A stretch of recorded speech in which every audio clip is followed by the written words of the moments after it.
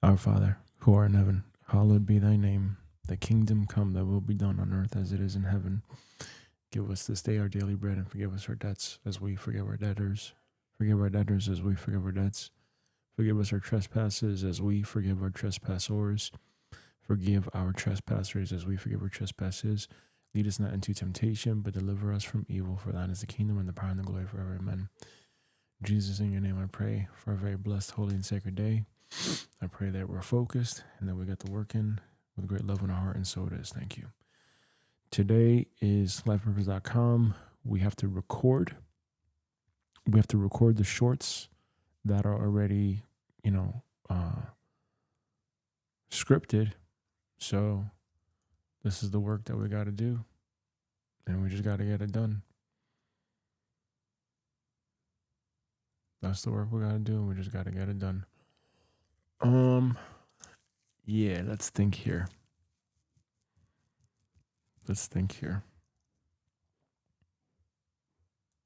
Yep. Yep. All right, let me get this stuff set up here. Let's go.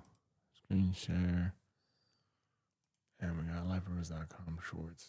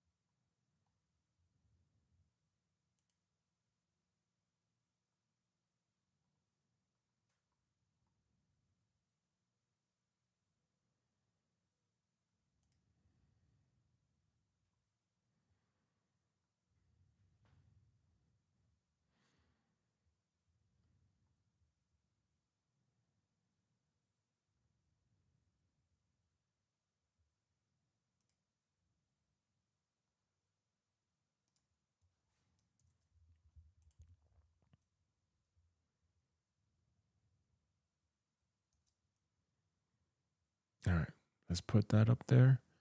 We got to set up the entire screen.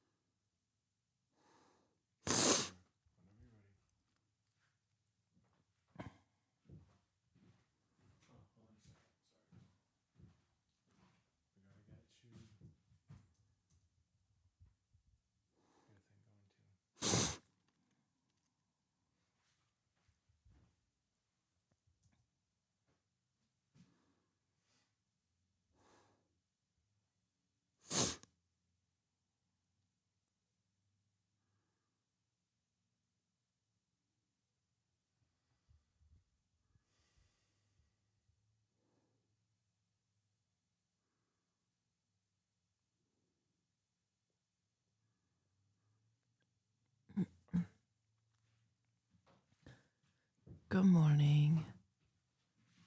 Blessed new day to us. Let's close our eyes and take a few deep breaths into our heart.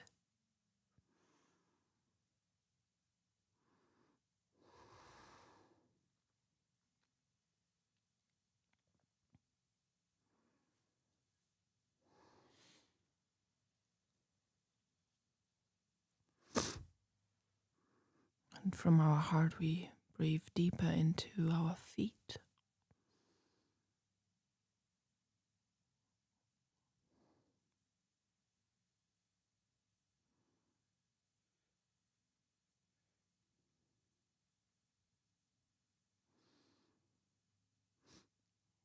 From our feet, we see our roots grow into the earth,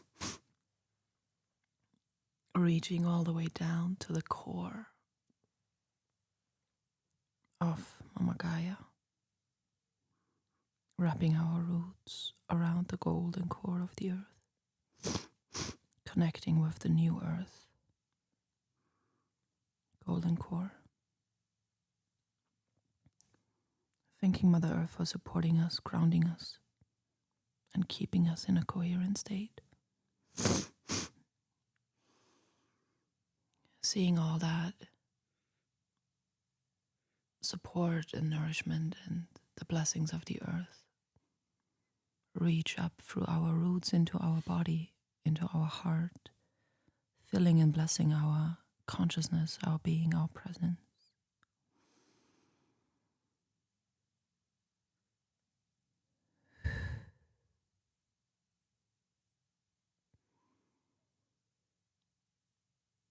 Now, as we have connected from below, we're also going high all the way up, up, up to our cosmic home, to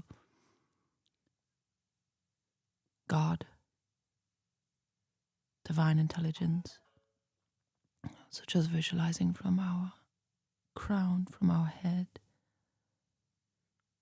a beam of light shoot all the way up into the sky, through the cosmos, reaching the great, massive central sun, our heavenly home, and thanking it for nourishing us, blessing us, keeping us in a coherent, balanced state, fully resourced, fully nourished, fully alive, and seeing the blessings from above float down into our head, into our heart, and filling our entire body.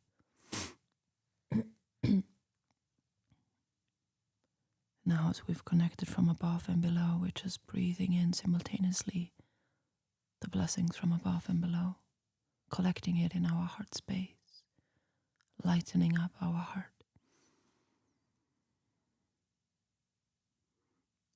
And when we exhale, we shoot it out into our field, expanding our field with great, great light, great pure light, expanding our light, our presence, anchoring more of our I am presence into our being, our physical body, our awareness, our consciousness.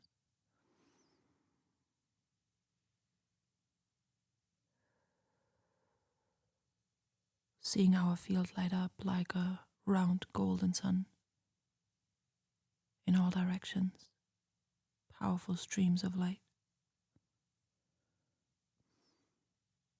claiming our field to be clean, clear, pure and pristine, wholly whole and wholly healed, invisible and impenetrable to any and all illusions or energies that don't align with our highest good and our highest timeline.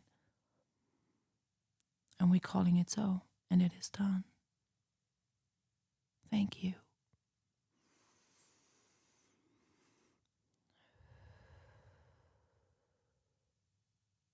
Opening our eyes and being fully present, fully here.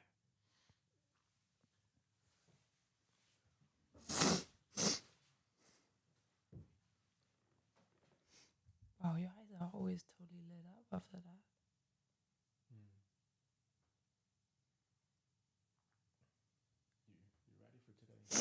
Yeah. What's happening today? Same thing as every other day, as every other week.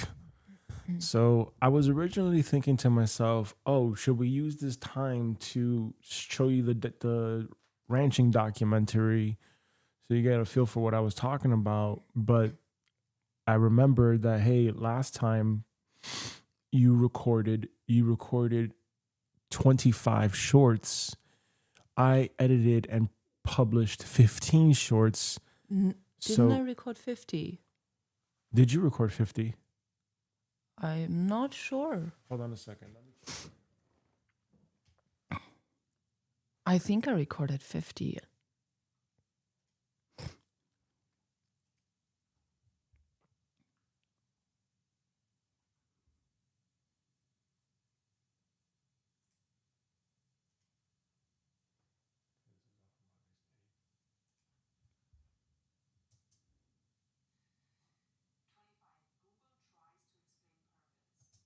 Okay, thank God you did that. Google tries to explain purpose. Mm.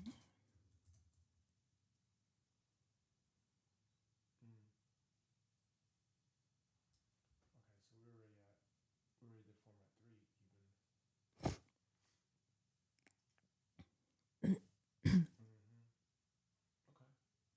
Okay. It was 50, right? Hold on a second. One.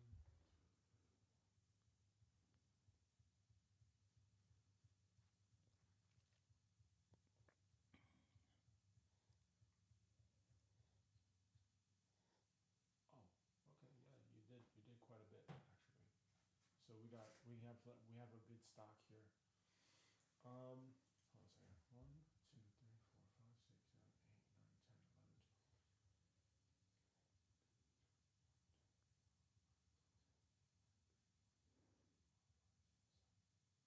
Okay, so we still have 37.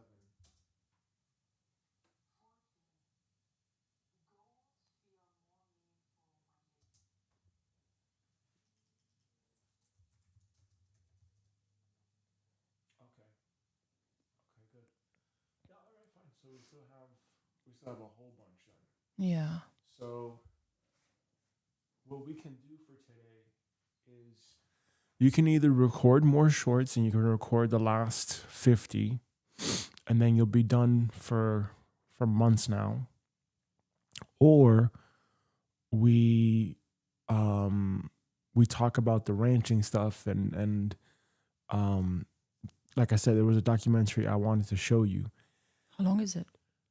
It's like an hour, and then we can be done for today or something like this.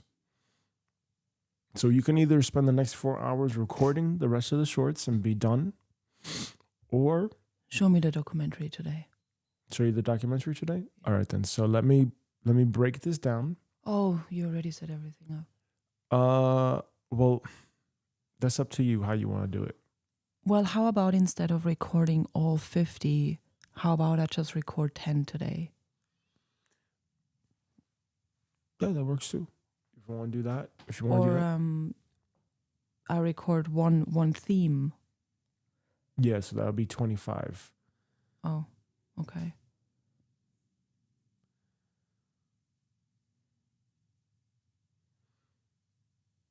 Also, too, you'd have to give me Regis. He's sleeping. I don't know if that matters. Let's do the documentary today. Documentary day. All right. All right. So it's gonna take me a while to do all 13, 15 shorts at a time. Yeah. So that might even be. Nah, I think we keep the cadence as it is. Okay, so let me show you the thing. I'll break this down. This is not a problem to break this down. Because the ranch is also about life purpose. Yeah, and that could also be helpful to get some ideas. So I'll be right back. Okay.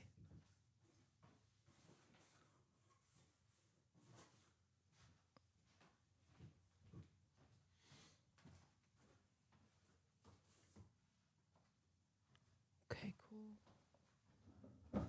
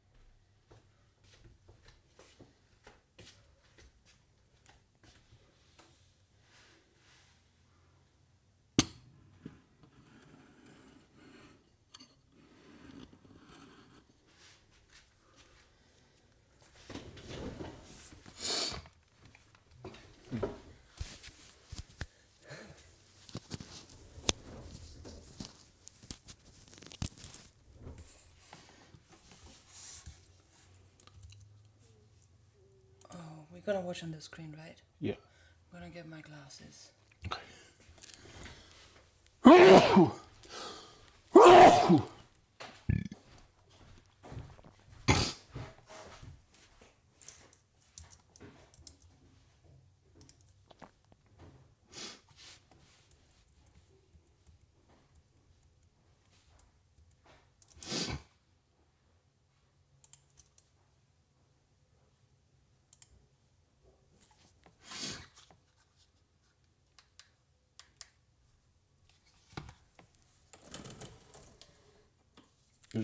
Why does it look like that?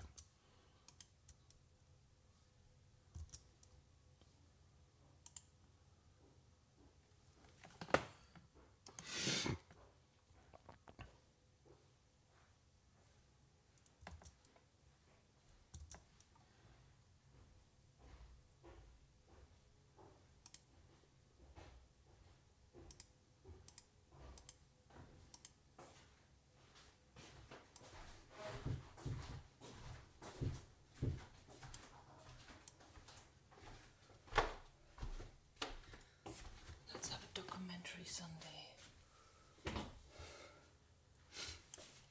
Wow, it is so pretty.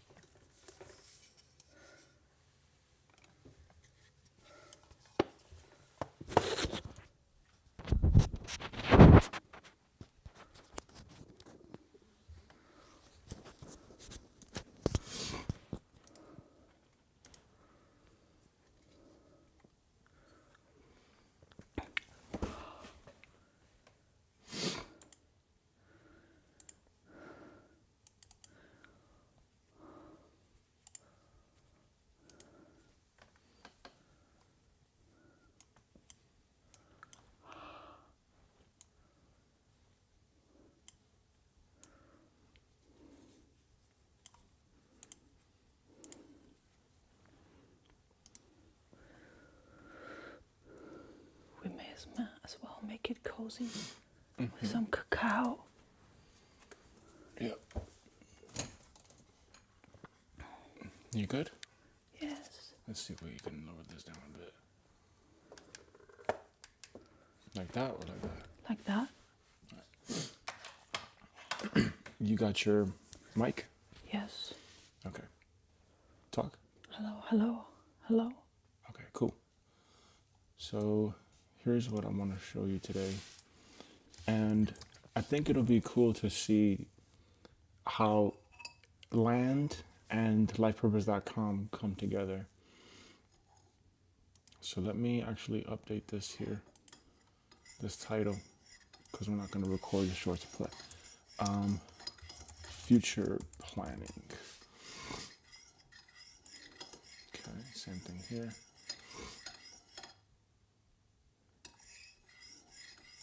Okay, cool. Let me pull up the thing.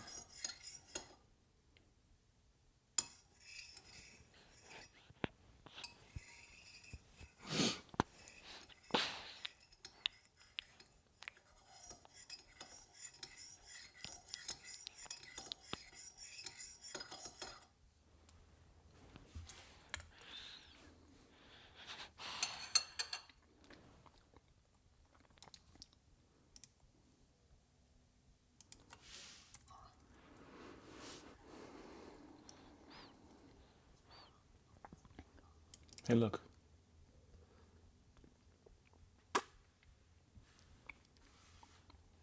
This is $800 a month, Tampa, Florida. $800 rent.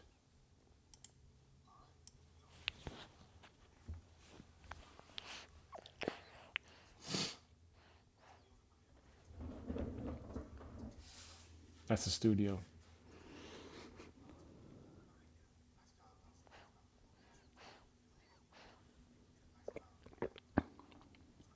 Is that already what you want to show me? No. But this is actually part of it.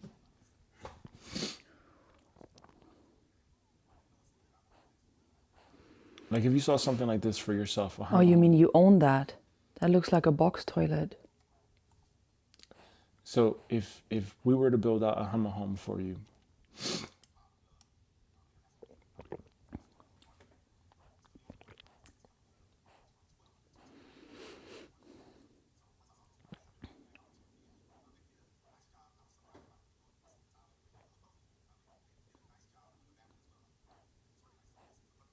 Yeah, I think it's good enough.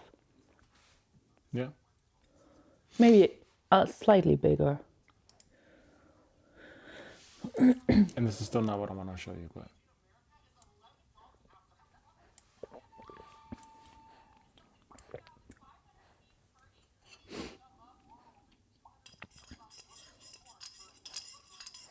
Well, let me know once you actually want to show me, okay?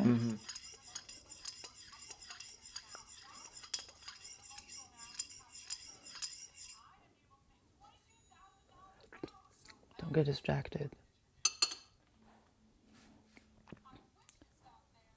He's distracted.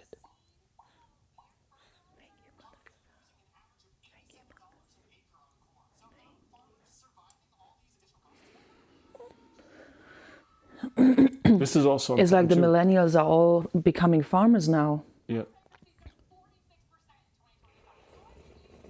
Farm bankruptcies. Look at that. Farm bankruptcies jumped 46% in 2025, which means that there's an opportunity to buy already established infrastructure. You see that? That's why this came up. See the headline? How farmers make $22,000 an hour. I just went onto YouTube and I saw this, and Oh, very interesting. okay. This is very, very, very interesting.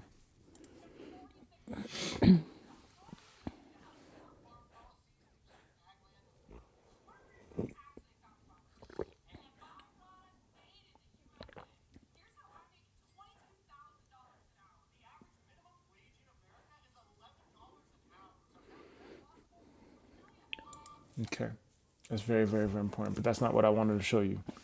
But this is also a reality too that has to be really understood, and therefore we have to really know numbers and we have to know how to make a profitable venture. It's very, very important. Okay, right. This is the one that I want to show you. It's only 37 minutes.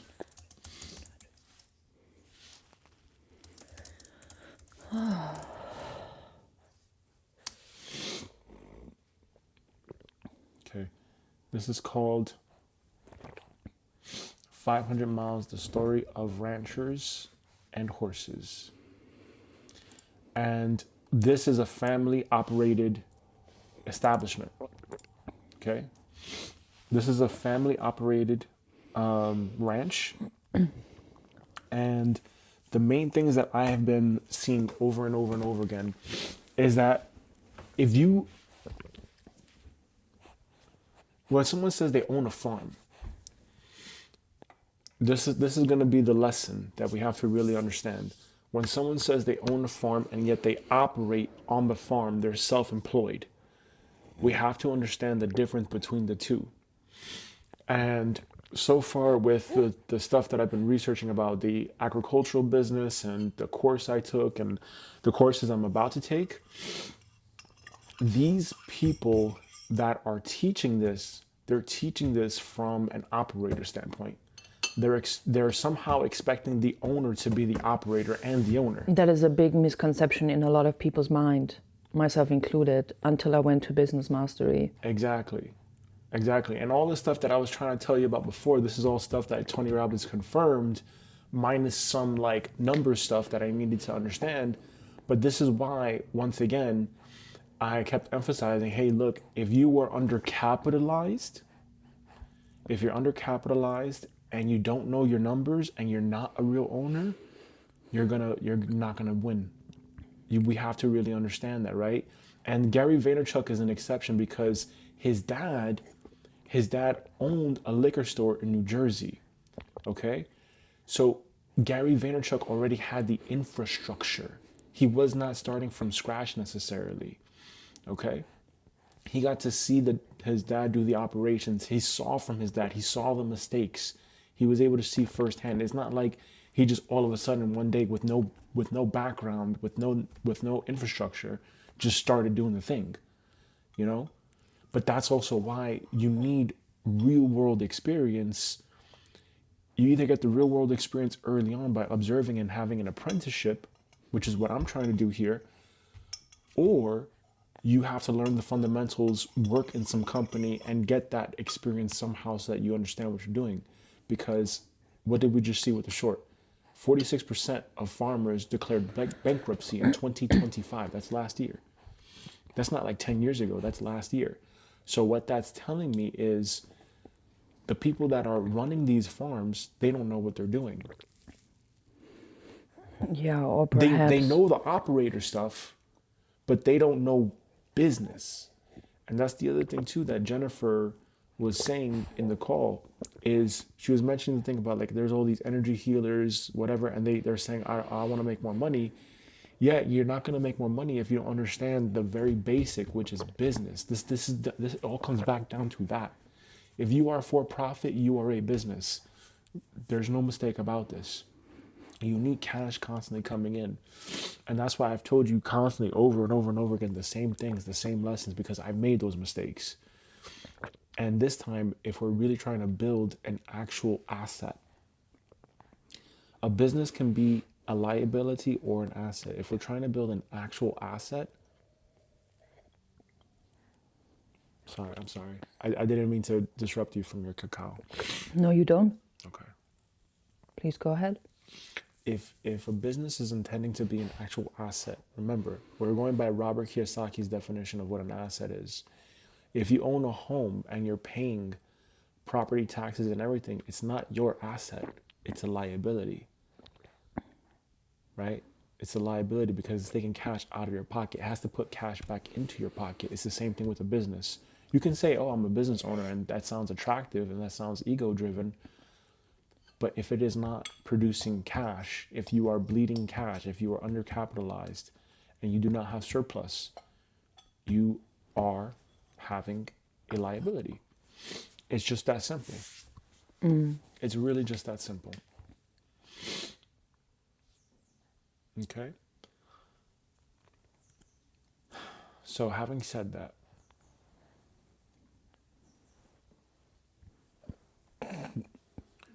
what we're going to see here is a family-owned ranch. It's a documentary on a family that owns a ranch. And I want you to really pay super close attention to their story. Okay? If we need to rewind, we'll rewind. But this is basically for us to learn that owning a love land, if you want to have a love land, okay, it still comes back down to a business. It always comes back down to, no matter what you call it, it is still a business at the end of the day. It's just your DBA. You're doing business as name. That's all that is. And this is why I was telling you, I think an MBA program at this time would be, it would be an investment, yes, but I also think that there would be an ROI. And the reason why is this. With trading, the reason why I have not gone aggressively right now with trading, there's a very specific reason, and that is risk management. So I could go onto a specific time frame. I could wake up 24, whenever the alert hits, and then I can just take the trade, right? I could do that. I could do that. If I had $1 million and I did that sort of a thing, okay, I could lose it all. And so the reason why I have not gone aggressive with the trading is because I need to make sure that my results live match up with the numbers of what I'm expecting. Okay, so this is very much numbers driven, and that's the same thing here, right? Could we owner finance a plot of land and pay as little as $150 a month right now? If we go to landwatch.com, absolutely. Absolutely. But we have no business doing that right now because we do not know how it all works. Got to understand how it works. And with lifepurpose.com, you talked about wanting to have like a studio or something like this where people come to the facility, right? You have to understand, when you buy a piece of land, what is the restrictions of that land, right? If let's say we leased a plot of land, We're leasing it from an owner. We have to understand that. If we buy a plot of land, we're leasing it from an owner. Sorry. If we lease a plot of land, right, we don't own it. Yeah. Therefore, there are certain restrictions and agreements, like with renting a place. Like, what can you do to the place? Yeah, leasing is like renting. Exactly. You're just Yeah. leasing it for a longer period of time, so you still don't own the thing. Yeah. Okay? So there's that. If you lease land, you don't own the land. You don't get the say. And even still, if you own the land, you still don't get the say. Why? Because the government. Yeah, I mean, ultimately, it all belongs to open source. Right, exactly. So you don't own anything. So even if you say you own, you don't own anything. And that's the thing about having a That's business. the illusion. That's the illusion, right? A business owner does not own a business. Does not own a business. They own nothing, but they control it. Right? Yeah, like you're being granted the honor to take care of it, whether you want to call it you control it or you're guarding it. Exactly. And so we have to understand that what we're doing And I think here, it needs responsible people, really. And we need to be responsible too for something like that. Exactly. And so what we have to understand is that what we are is we're essentially just land stewards. Yeah. Right? That's what I talked about years ago, land conservationists. I talked about this long time Yeah, ago. no. So we have to understand that what we're doing here is we're trying to pass this down generation to generation to generation to generation so that they can take care of the land, so that they can love the land. Okay? But we have to understand how to do this long term. Right? Before getting into it. Exactly. We don't want to rush into it. Exactly. So it's like, I guess the way that I see it, especially when we were in Japan, and I told you we stood at a very old, the Maraikin or something like this. It was a very old inn. We were there. It was a shanise meaning old shop, and it was a very old establishment. It was like around like the 500, 700 era or something like this. It's old. And if you look at a shanise, how do they pass it on from generation to generation to generation to generation? The reason why it's possible is because they have like values, right? They have like this philosophy, these tenets. We have to understand that and apply that to what we're trying to do here, right? We're not trying to do the Western philosophy of pumping every single dollar out. We're not trying to grow aggressively. That's not our intention. That's not our mission. What we're trying to do here is build a legacy as land stewards that pass everything down. Therefore, we need to understand and teach business as a primary foundation, right? And when I say business, it's not about explosive growth. It's not about anything. It's slow growth. It's a slow growth process. And we need to make sure that we do not take on excessive debt. And we need to make sure that we're always in a surplus. So we always want to avoid debt as much as possible. Because while that sounds like, like for Robert Kiyosaki says, like, there's people that know good debt and bad debt. Yeah, understandably. But you also don't know the forces of nature that happen. Like anything can happen at any given moment. And then all of a sudden you're not able to pay back the debt.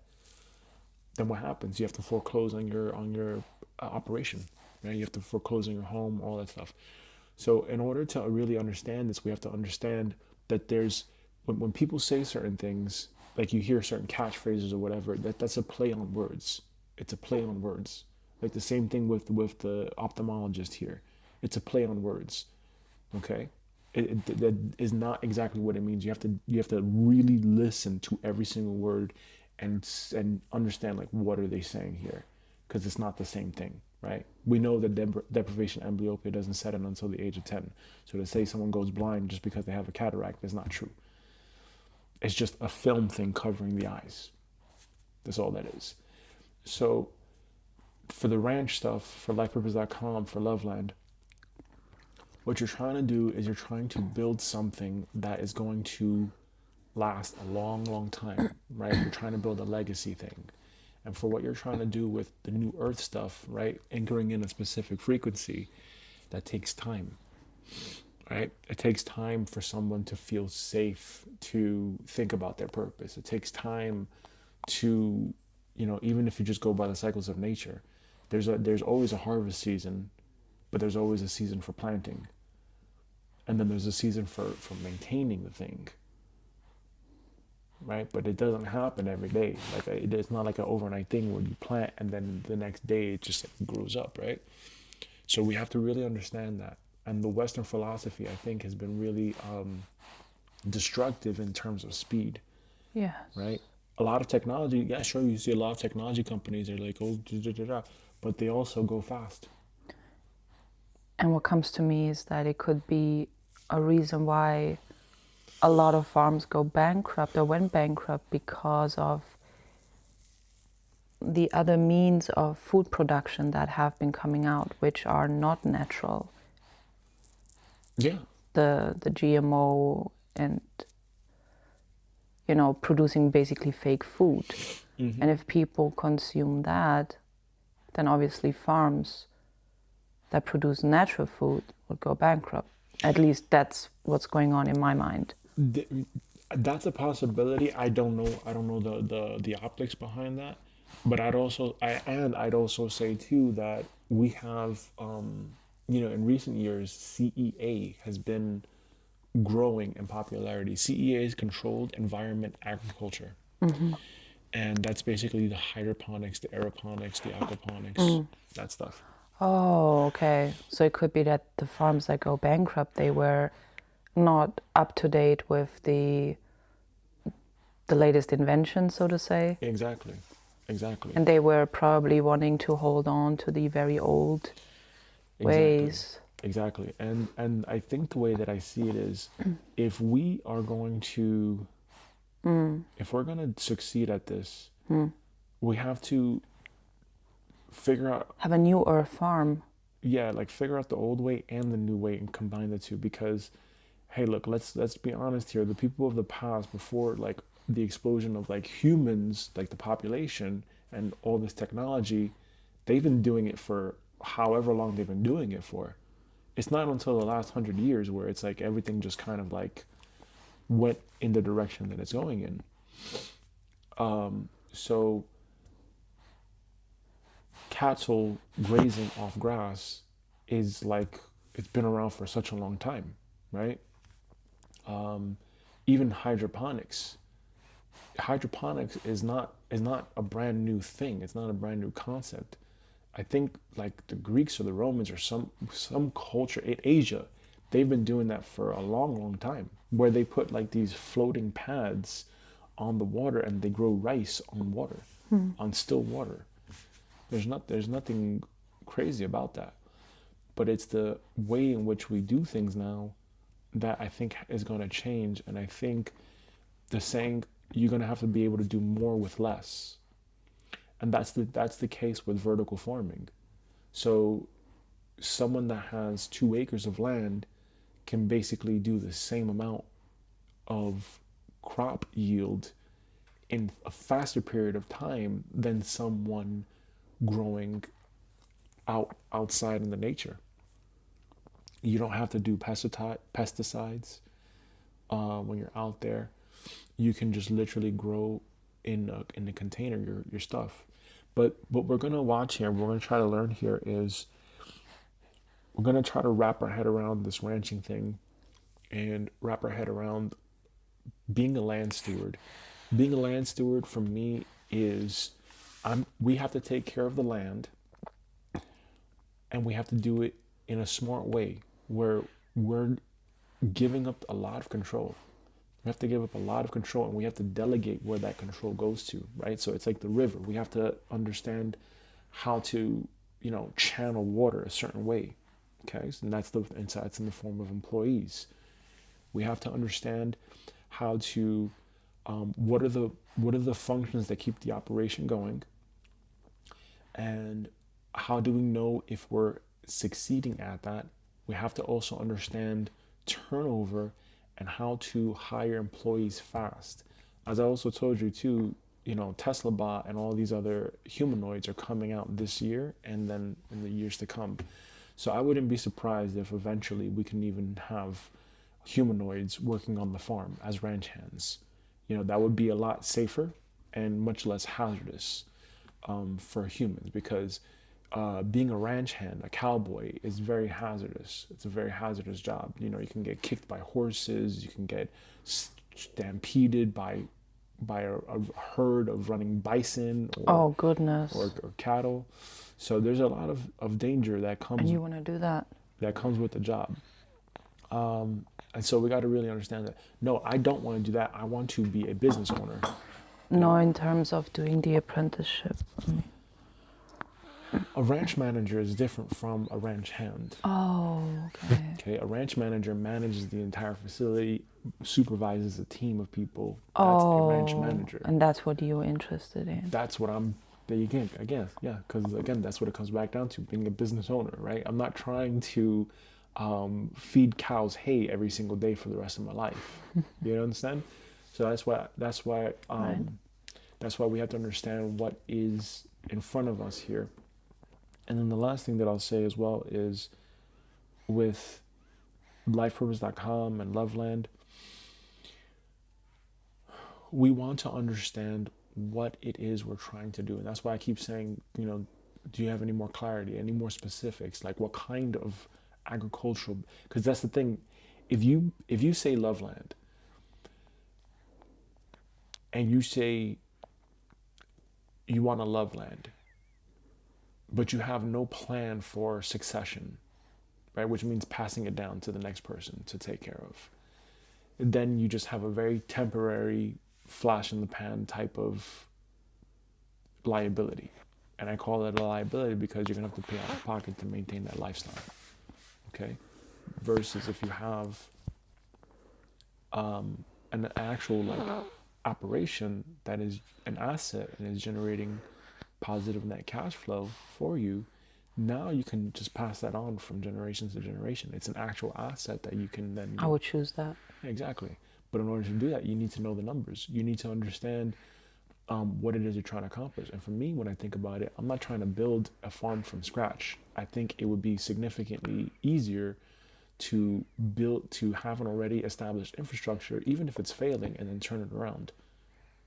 Yeah. Right? So this is also where the MBA comes in, because the MBA has courses where you can learn M&A. M&A, which I've never talked about until now, we're going to talk about it, is called mergers and acquisitions. Mergers and acquisitions. So this is the next step of business, right? When you want to have a portfolio of businesses and when you want to actually grow, you're going to need to, if let's say you're in the candy industry, right, and you come out with a product and your product is beating out all the other competition, but you still have competition, what you're going to do? You're going to buy your competition and you're going to merge. You're going to acquire those companies and you're going to merge. This is what the WWE has done in recent years. The WWE, because they grew into the company, they started buying up smaller wrestling promotions. Okay? So they were acquiring them. They're still keeping their brand up, right? Like AAA wrestling or whatever. But they now are owned by the WWE. And this is the same thing too, like with So WW being like the umbrella of the smaller ones? correct. So now it's World Wrestling Entertainment, right? World Wrestling Entertainment. They were just that one promotion, but they just started buying aggressively all these other promotions. And now all these other promotions, they acquired them, right? So because they're so small and because they're failing to keep the lights on, WWE has purchased them at a very, very low cost. So imagine this now. You're talking about having a Loveland franchise. If you were to successfully do this, what you're going to do? You're going to understand M&A. You're going to understand mergers and acquisitions. You're going to understand how to evaluate and audit deals. You're going to understand and learn everything you can about the valuation of a company. And then you're going to go to a failing company, to a failing farm, and you're going to buy it. You're going to buy it so that way the farm owner, who is now declaring bankruptcy, now has to relinquish their property. Okay? We have to understand that. Okay. And usually, like, there's other terms too, like EBITDA, like EBITDA, right? It's the valuation of a company and how much you would acquire that for based on their revenue, based on their numbers. We have to understand numbers. We have to understand EBITDA.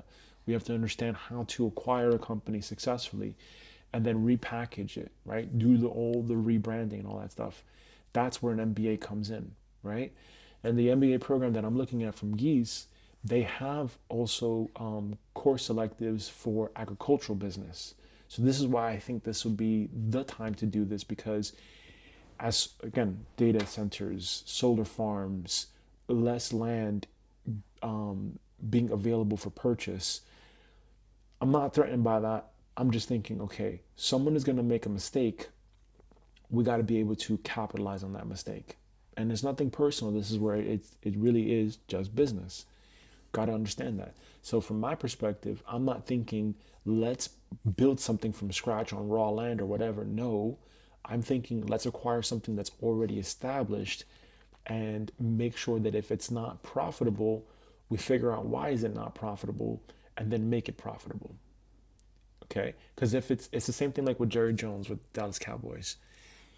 The Dallas Cowboys were selling in 1988 for $200 million.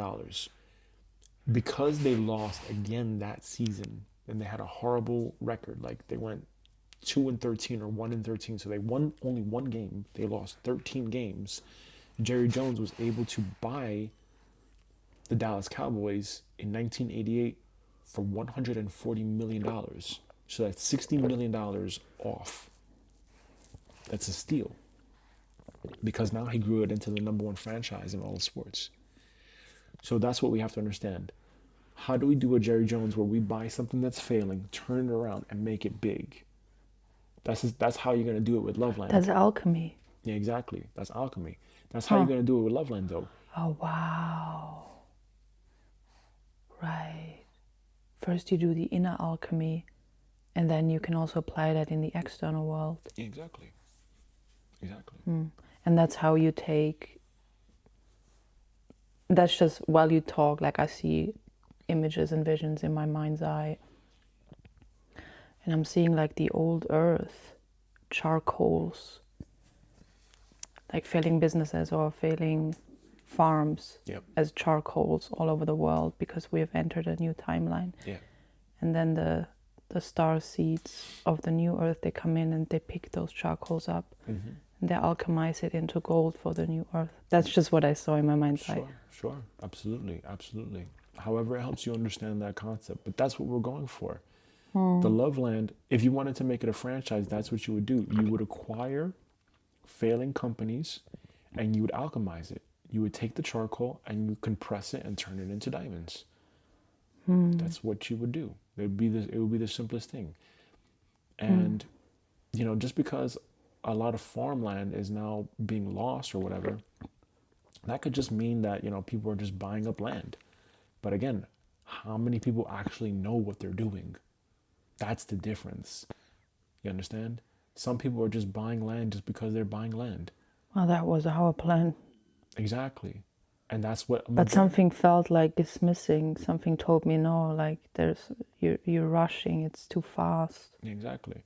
So we have to, again, this is where we have to do our due diligence, right? And this is why we have to say no to many, many things and say yes to only one or two things.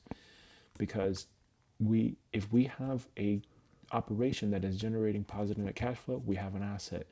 We can repeat that process with multiple operations. Then we have more assets. Then we have a portfolio of assets. It's a very simple process. But in order to actually do it, we need reps, we need the knowledge, we need the experience. Okay. That's how Loveland can become a franchise. Yeah, exactly. That's how it can become a franchise. That's correct. And that could simply just be with, once you have the knowledge to turn a farm around, you can then show others how to do that and then have that be a franchise. Exactly. So now imagine we have, in the agricultural business, we have franchisees and we give them the system, like the McDonald's Speedy system, which sets them up for success. And that system can then be replicated, and we can do significantly more with less. Exactly, a system for love land. Yes. On how to steward the land of the new earth. Correct. So remember the 80-20 rule, right? If 80% of the results come from 20% of the land, we can buy a massive plot of land, do everything we need to do on 20% of the land, and have the 80% of the land be just like, leave the land alone, so to let the land recover, to let the land just be. And the majority of our production is on 20% of the land. We live on 20% of the land. We do the majority of the work on 20% of the land, and we have the right team in place that can do all these things. These are all things that I've been sharing with you over the years, you know. But it's just getting into that mindset and really thinking from that perspective, you know. It's the same thing with the content stuff. Everything that we just showed you right now, everything I showed you over the last months, now like if we had the proper cash flow, this would be the time to just completely delegate this to someone else, right? Where they do the scripts, they do the editing, you show up and you do the recording, and then eventually, if you want to get your face out there, you hire someone else, and then they're the face now, and you have that entire process all outsourced, delegated to someone else. And you just repeat that process for the sales, you repeat the process for the courses, the coaching, all that stuff. That's how that would work. But I think that, you know, if we're going to do a love land, again, we have to understand what are the pitfalls that certain people do. And it comes back down to the psychology. If you really listen to everything, it's going to come back down to the psychology, right? So whenever you're ready. The consciousness behind everything that dictates everything. Yep. You ready? Yes. Okay. Let's go.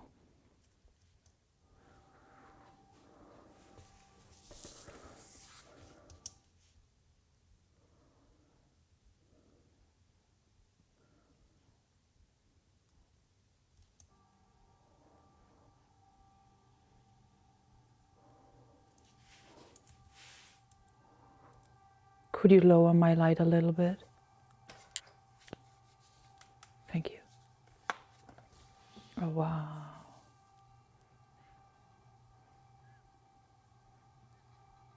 Oh, this wasn't the one. No? No, sorry about that. Oh, I already felt inspired by all these horses. Oh, yeah, if you want The to. fire horses.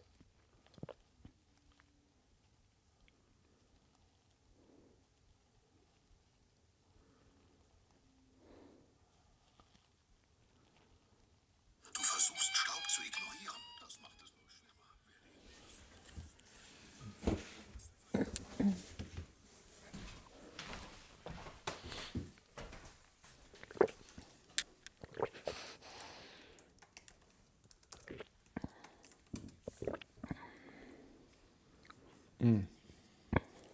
Truth about religion.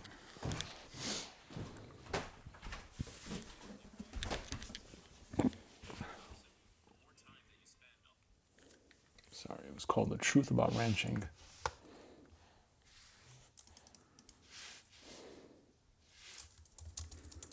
Oh, it's to the right. Yeah, there we go. Oh, good eye. Very good eye. Okay. We can also watch the other one as well, 500 Miles. We can also watch the other one later if you want to. But let's see. The generations of their stories recorded into the deep down into the... Wow, I'm getting chills reading this. The stories are recorded in the earth. Mm-hmm. The history, like everything that ever happened on the land. Yeah, the Akashic Records. It's recorded in the land. Mm-hmm. Mm-hmm. Absolutely. And we've felt this wherever we traveled to and we stepped foot onto the land. Mm-hmm. We felt it. There's a different energy at every place we went to. Yes. Tell you something, boys, if you will listen, please. I am an old cowpuncher, and now I'm dressed in rag.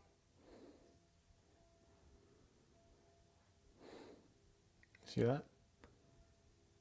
I'm an old cowpuncher now. No. The yellow text. Christensen Ranch was homesteaded. What does homesteaded mean? It's a homestead. It's like a off-grid. Oh, okay, so the Family ranch compound. was turned into a homestead. That's what that means. Yeah. And they pass it down 5 generations. Mm-hmm. Okay. I used to be a tough one and go on great big jags, but I have a homeboys, a good one you all know.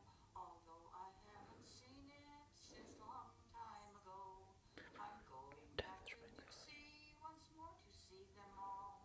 I'm going to see my mother when the work's all done this fall.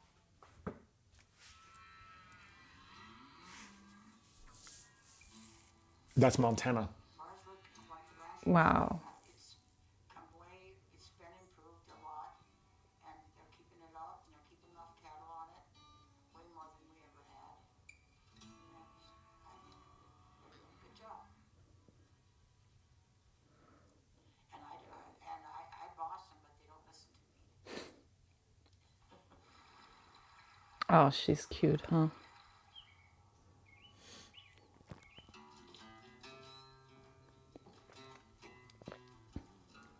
We started this ranch in 1909, and it's 5 generations and over 100 years that we've been raising cattle on some of the same ground that my great-great-grandfather homesteaded. All of them figured out a way to be sustainable, so I guess it's my turn. Wow. Do you see? You He's- always you always find the right things. Yeah. Because we have to put, for us, I think we have to put the visual on it so we can really understand it. So this guy is 5th generation, and now he's responsible for figuring out how to be sustainable. And that makes sense. Why you said so many times that the millennials are here to be the bridges for the new generations. Yeah.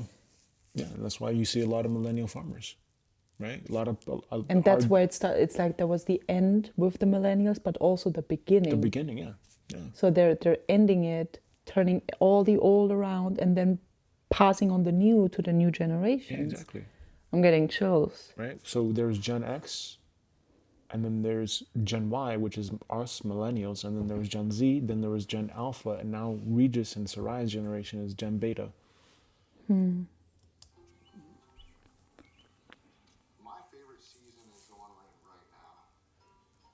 Springtime in Montana, cool mornings, warm days, new calves hitting the ground, Wow. watching the river go by. A little bit of mud every once in a while always makes you feel better. The grass is coming in the hills and seeing that green poke up. But it's just kind of the beginning of everything that we work for. You know, this is where we begin the year.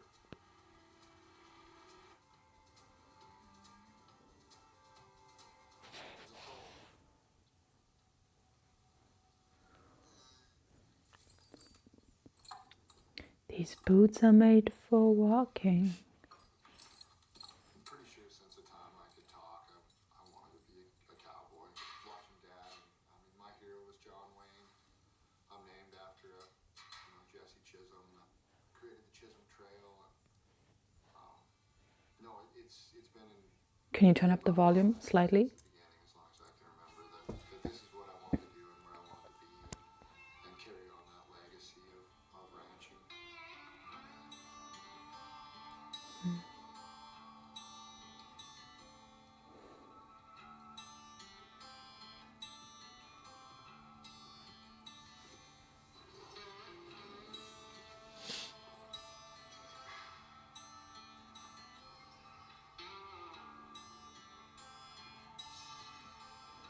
The transition from cowboy to cattleman. When I was young, I didn't care. As long as I was doing the work and having fun and maybe getting some jobs done that I wanted to get done, I just kind of took it for granted that the grass was going to be there. I took it for granted that somebody was watching our bottom line, and it didn't necessarily have to be me. I just showed up and kind of. See, and that's important. We have to understand that if we're going to do this, we're going to pass this down, we have to have that conversation with Regis and Sarai at some point. And then we have to tell them, hey, look, this is what we want. This is what we would like to happen. And we would like to know if you're up for that.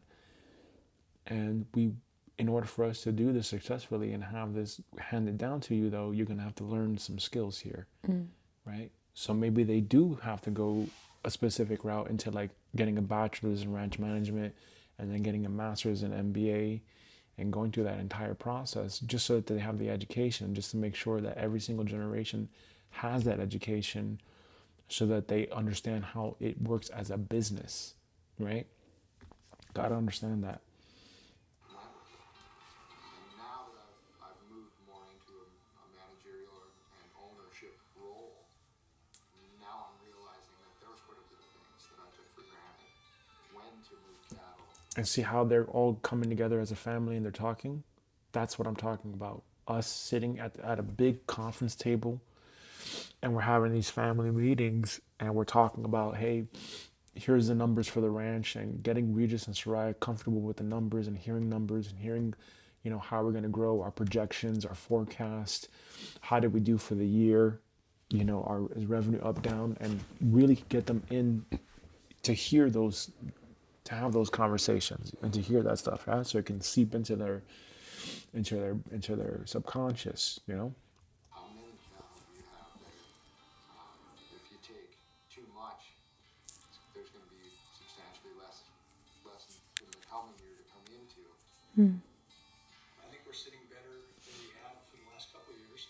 We've got 3,000 bales sitting around that we're not going to use this year. We have enough hay for next year. So that's going to be something we can put on the market right off the field, use up our older stuff ourselves. We're worried about cattle prices. We talked about the avian flu. As long as that doesn't take the bottom out of it. Yeah. I know. We've still got less cows in the country than we've ever had on record since I started counting in 71. So, but we are producing more beef per cow now than they were in 1971.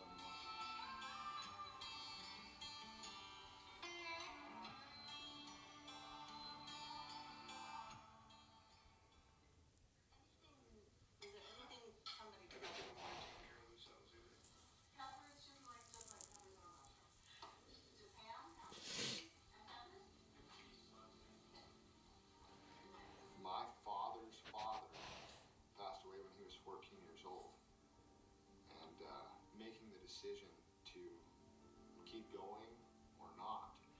And they had some debt on the place at that time, and while he was dying, he called my grandmother and my dad into his room, and while they were by the bedside there, he said, "Looks like you've got enough money ahead. If we sold the place and all the equipment and all the cows, you guys could buy a house in town." And he said, "Or if you guys want to try it, we could borrow more money and get you guys some equipment that works a little better, something that a 14-year-old boy might be able to keep running and get something done. So he had children with 14 years old? And then you'll be 100% leveraged." So what he's saying is that the guy that's just talking right now, his dad's dad, so his grandfather was dying, so his dad inherited the ranch and he had the responsibility of keeping the family ranch going at the age of 14 years old. Okay. So And he gave them the option. You can either sell everything now and you can just buy a small house in town and you're done. You're out of the ranching. Or we can take on a loan. We'll take on debt.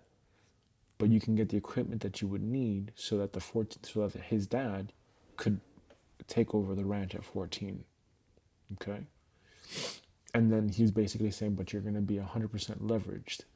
And what that basically means is that you're basically at maximum capacity for the amount of debt that you can take on. So you would have to basically be able to make it work. Okay? it's up to you guys what you want to do. And I already said, and I don't know how, but my grandmother turned to my dad. "What do you want to do, Chris?" I mean, that's a 14-year-old boy that's picking up the family. And he said, "I want to be a rancher." They borrowed the money, bought the equipment, and my dad tells a story that when that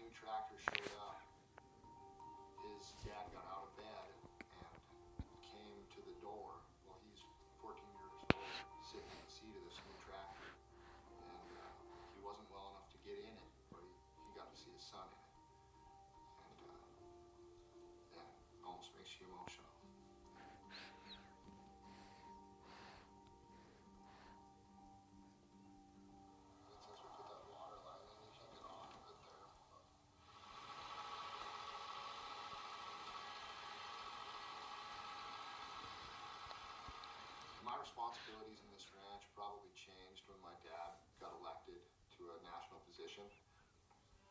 And that took him away as much as 150 days a year.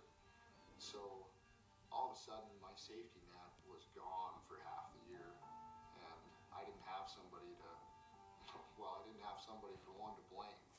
Things didn't get done or the right decision wasn't made because I was the one that was making those decisions. And I think that made me step up and made me grow.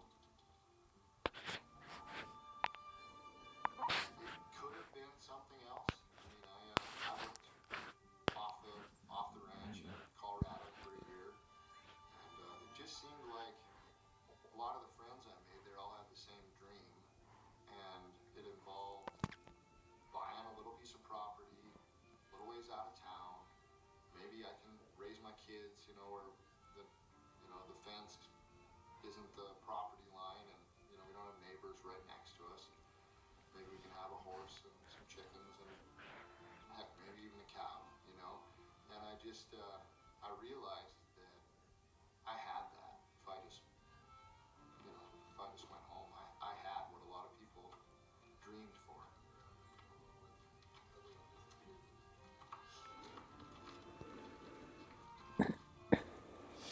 There's something special about ranching that it's still a family business. Not a lot of people get that anymore, I don't think. And, we have our ranch meeting once a week, and I gotta go sit with my parents. See, we have our ranch meeting once a week. That's really powerful. Because generally speaking, people who work jobs, they work in other families' businesses and grow other families' legacies. Mm-hmm. That's right. So you can either build your dreams or you build someone else's. Right? But we also have to understand, what does it take to build ours? It takes work. Yeah. Okay? It takes a lot of knowledge, information, and Intention, heart. Exactly. Inner alchemy, right? The inner work as well as the outer. Right? But we're trying to be like that tree in Hawaii that, if there's a tornado, it's got such strong roots that... Yeah, it also comes down to your priorities. If you are a person who just wants to get a monthly paycheck, then probably working for someone is fine. Mm-hmm. But these are not our priorities. Exactly. So we're playing a different game already. You gotta understand that. If you're playing a different game, you gotta do different things to win that game. Coffee with, my grandmother, and it's not a boardroom, it's the kitchen table. All right, we're gonna tag. And that's why we need a boardroom. We don't need a kitchen table. We need a boardroom, because with the boardroom, we understand that this is a place of business. Okay? That's a big thing. Yes, it's family owned, but still, at the end of the day, it is a business. That's how that thing keeps going. So they have that operation. It makes them money. It takes care of them. They are taking care of the land. It is taking care of them, right? We do that kind of as soon as we can after the mom gets it licked off and maybe it's had some colostrum, which is the first milk. The rich in nutrients, and maybe it's stood up, got its legs under it, and we do that just so we can always know who that calf belongs to. So the cows all have a tag identification system, and we match their tag to the calf. And then if they ever get separated for any reason, or the calf is sick and we have to pick it up, we know which cow to bring it back to, and we know how to get it together. This is a wild cow. This is the wild one? Yeah. So how do you want to do this? I want to get, I don't know, I might have to rope the calf, or Yeah, what if a lot of the land is just used for wild animals? That's a possibility too, right? That's part of the land preservation, right? Preserving everything as nature intended it. That's also that too, right? So you have the Bambis, the deer, you have antelope, horses, elk, right? So some of these animals, yeah, they could be, birds, whatever, all that stuff. They could be just running wild, yeah. Wow, something that makes me really happy thinking about that. Mm-hmm. And what I'm suggesting is like we have I'm not intending to necessarily do like a great if you could do a higher net profit margin business, but my thing is like how do we do something in a way that is the least destructive to the land? It helps the land. It makes sure that by the time that we go, the land is better because we were there. Right? We want to leave the world better than we found it. We want to leave the land better than we found it. Make sense? Yeah. Okay, can I get some snack? I think it's in the back. Okay.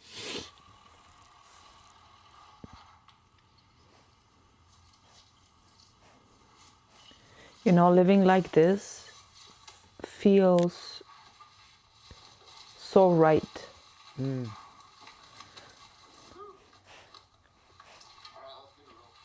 It never felt right to me to move into an apartment, or it always felt like this is not right for me. Yeah.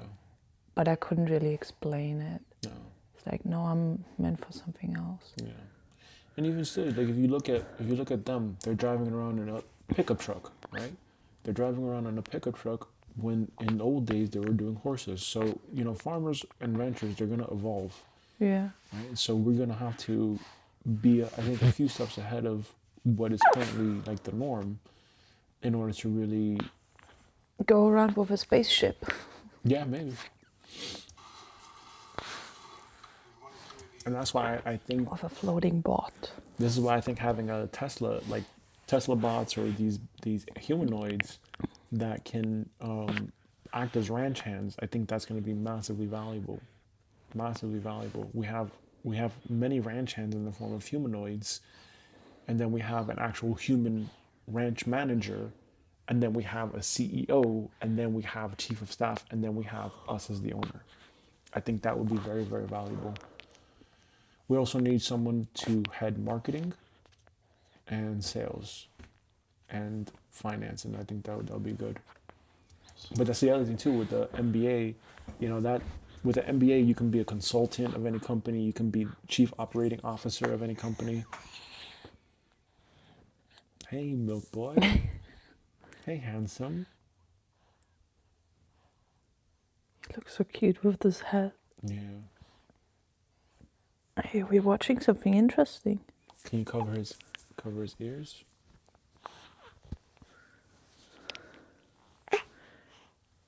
I just put it on because it looks so cute, not because it's cold. Yeah, keep it on. Looks like a mushroom. It looks good. He looks good with it. Looks like a mushroom.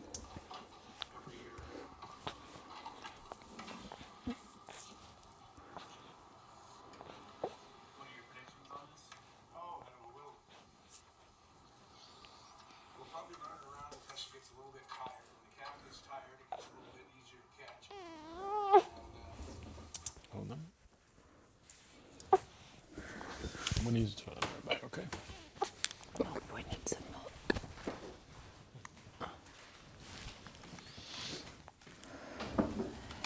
Milk boy.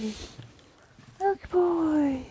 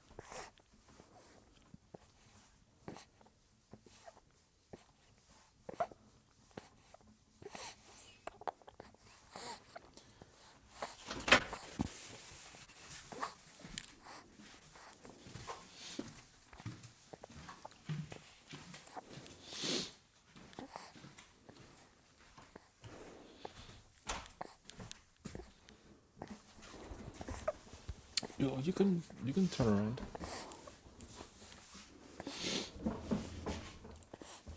Okay, let's go back here. but it's just going to get a little better.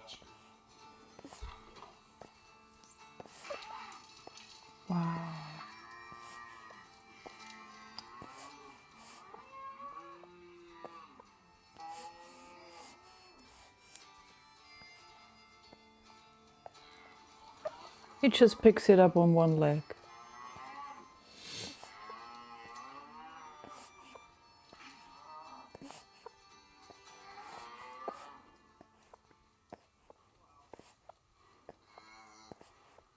We don't like to raise them like that, but there's still a couple of them left.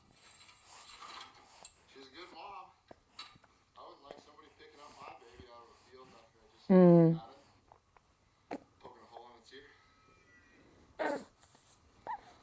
Well, I heard I was on the internet, they're talking about animals that kill people, and cows kill 22 people a year, and we just want to make sure we're not one of those 22. More or less than sharks. It was way more than sharks.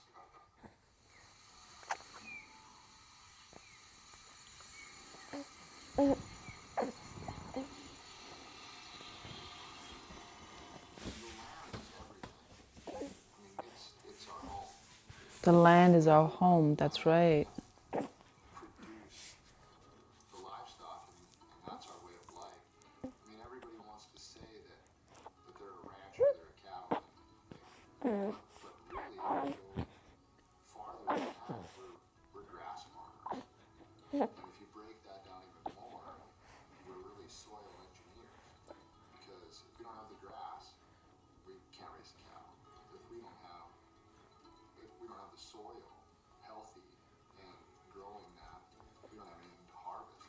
And really, the difference between ranching and farming is I was wondering about that. they use a combine to harvest their crop. We use a cow.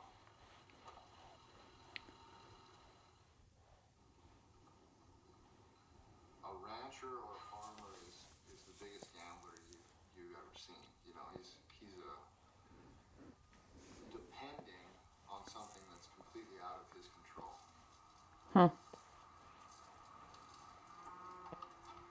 When I started telling people that I was going to come home and ranch, they just said there's going to be good years and there's going to be bad years.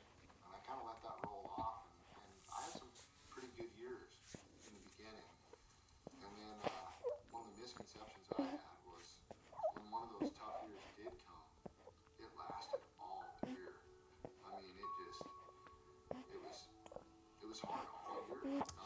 And that's why it is important to have a portfolio of assets, true assets that put cash in your pocket.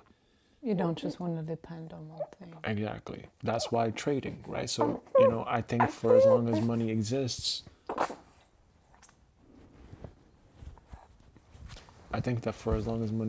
we do have to, Regis and Soraya should learn trading, and they should learn also the system that I've built out.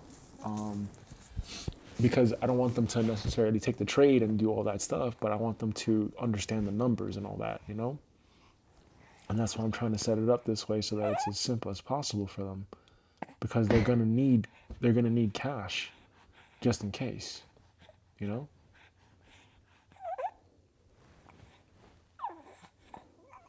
Handsome boy.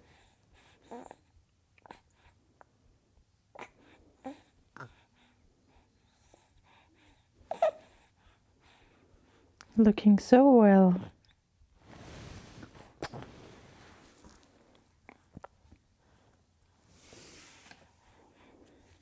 All right, ready? You have a bad start, a cat, and then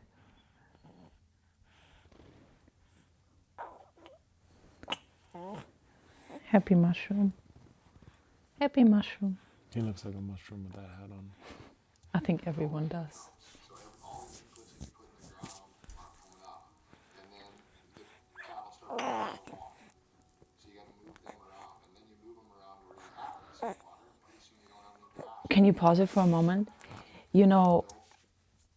I really start seeing it more and more now, like there is no difference between what you do internally with the internal world of taking care of your internal garden and how you then take care of the external garden, because this is actually the same thing.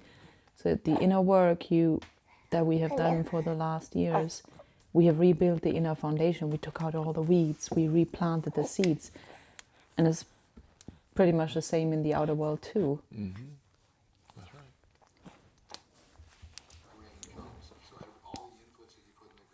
I really would imagine. So for me, All the inputs that you put in the ground, what are the inputs? It's your thoughts, it's your intentions that you put into your mind, your subconscious. yeah, yeah, Is the same internal and external. yeah. I'm thinking for sure, like something about the cattle ranching is very appealing, and I'm also thinking something about CEA is also very appealing. What's that? Controlled environmental agriculture, Oh, okay. the hydroponics Oh, yeah. stuff. So I think like there should be something. Like for me, I'm also I just be really honest. For me, I'm very much interested in kombucha. Yeah, kombucha with rose petals. Kombucha with blueberries, kombucha with apples. We can make our own apple cider. We can do all those things. And those are value added products because it's not just raw. It's not just raw. We're building value added products when we do those things. And I'm thinking also too in terms of health and wellness, having like certain proteins and also bars. And that's also why I said for you, I would like for you to be like the inventor of the love bars or the love balls, you know, like we talked about yesterday. Because I do think that if we go direct to consumer, like Jennifer was saying, DTC, that's what she's doing with her clothing stuff right now. If we go direct to consumer, we have a Shopify, but we have to have a marketing director that can also outsource and find a freelance team to do that so we can be a little bit more lean. And I would say we have to have products that we can preserve so that it's not like it expires and we can ship that international, we can ship that nationally if we had to, and we could also ship internationally if we had to, you know? And so that's an operation. So we need someone at each and every single phase of the thing to be able to do that. But there's a lot that you can do. With dairy cows, you can do milk, you can do yogurt, you can do cheese, we can turn that into whey protein. And that's already a whole bunch of products, right?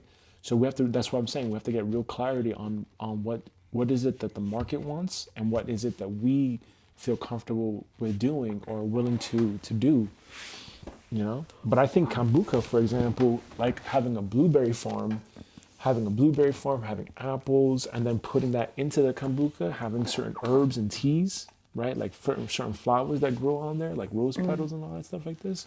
That would be huge. A Loveland product line. And we can even, yeah, exactly. And just like you said with the rose petals, we could even make rose water, right? We can make our own rose water and we can sell that. Rose water infused kombucha. Yeah, exactly. We can do all that stuff. coming up. And then the cattle start running out of water. So you gotta move them around. And then you move them around where you have decent water. Pretty soon you don't have any grass there. And then the grasshoppers showed up and started eating more grass ahead of where you were trying to move these cattle. So it snowballed. And I guess we would have taken a snowball, it dust balled. But it got bigger and bigger and the problem just never went away. And it didn't go away all the way till that winter when we finally got a bunch of snow. And then we went completely the other way with, we had the worst flooding that we've ever experienced here. Lost cattle and flooding. Had a terrible calving season. We were dropping Wow. snow one day, and then you're dropping them in wet mud that You see, that was like the dream I had. freezes at night, there's not enough barn space. It was just one extreme to the other in 12 months. And I don't know, it gets hard, but when it gets hard, you either quit or you keep going, and both of them hurt. So just keep doing it.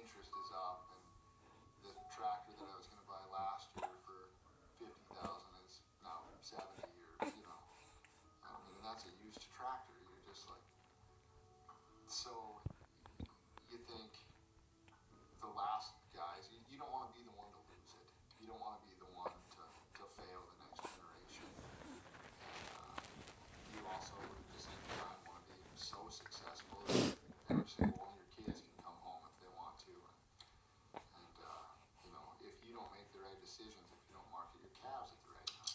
If you stick your neck out too far and buy that neighbor's place, maybe that makes you lose the whole thing. You know, it's just, but then at the same You heard that? time, if you don't Yeah. if you stick your neck out too far and buy that neighbor's place, maybe that makes you lose the whole thing. Do you want to elaborate on that? Then at the same time, if you don't This is what I was talking about with the Shanice, right? Like you don't want to. If we acquire something, we have to have enough cash reserves to acquire. We don't want to take on debt because we never know, especially in something like a cattle operation, for example. You know, if we actually like go that route, I'm not saying that we would, but if we hypothetically did, we have to really think about that, right? We don't want to be like, oh, I want this and I want this and I want this. Right now, we're just having ideas, right? Ideas are good, but at some point, we're going to funnel it, right? We're going to say, no, it's going to be this because the economics are there for that. And we also have to have a balance of like what's tried and true in a sense, because we're not trying to reinvent the wheel. We're just trying to like have something where we keep it going, but in a way that is not harmful to life. Right. stick your neck out too far and buy that neighbor's place, maybe that makes you lose the whole thing. You know, it's just, but then at the same time, if you don't expand, you die. So, you know, where my grandfather could raise a family with 50 cows. I think he's watching. Now sometimes we have trouble, you know, with 500 cows. It's just the margins have got a little bit smaller. You heard what he just said? Margins. The margins have gotten smaller, right? So what does that tell you? That tells you then that if there is such a high supply and there's low demand, they're going to drop the prices. Okay, so we have to really understand that part, and we also have to understand then too that hey, like maybe it is that we do more with less. Maybe it is that we have a CEA type of agricultural business, and we produce very simple things. Maybe we do go all fruit. Maybe we do have like beef cattle, but for like us, you know, or we have very, very select. We use beef cattle for like products, for like protein bars or something, you know. But even still, like I probably would honestly go the route of us having fruit bars. I would rather us grow like hirsa or like, you know, grain or something like this that's like like quinoa or something, you know? Like if we can grow something like that. And around Texas, that would be probably better, or like New Mexico, because right around there is Mexico, and that's where I think quinoa, like South America, that's where quinoa originated from, right? So you have hirsa, hirsa Malay, or quinoa or something like this, and then we can use that grain to create many products, and those products, they don't expire. That's true. So we can literally have a direct-to-consumer type of business, and we can sell a variety of things. And, you know, we can also have ducks, we can have duck eggs, we can have, you know, all these little things that we're learning along the way. Rabbit meat. We could even preserve it as like beef jerky if we had to, like jerky. And that could be more of the athletic apparel, like athletic nutrition line or something like this. But again, is this harmful to life? You know, and this is the thing that Same. That's what we really need to be clear on. Correct. Because then if otherwise, then we just do like it all is creating a product doing more harm to nature and life. We need to be really clear on that. Exactly. So therefore, we may think to ourselves, okay, let's just be an all vegetarian line where we still produce eggs, we still produce certain things, or we just do, you know, like all fruit bar, all grain bar, and you make these cookies with what's your base for your cookies? The millet. The hirsa. And the chia seeds. Exactly. And the flax seeds. Exactly. So literally, like, you know, you can like have just even one business just making cookies.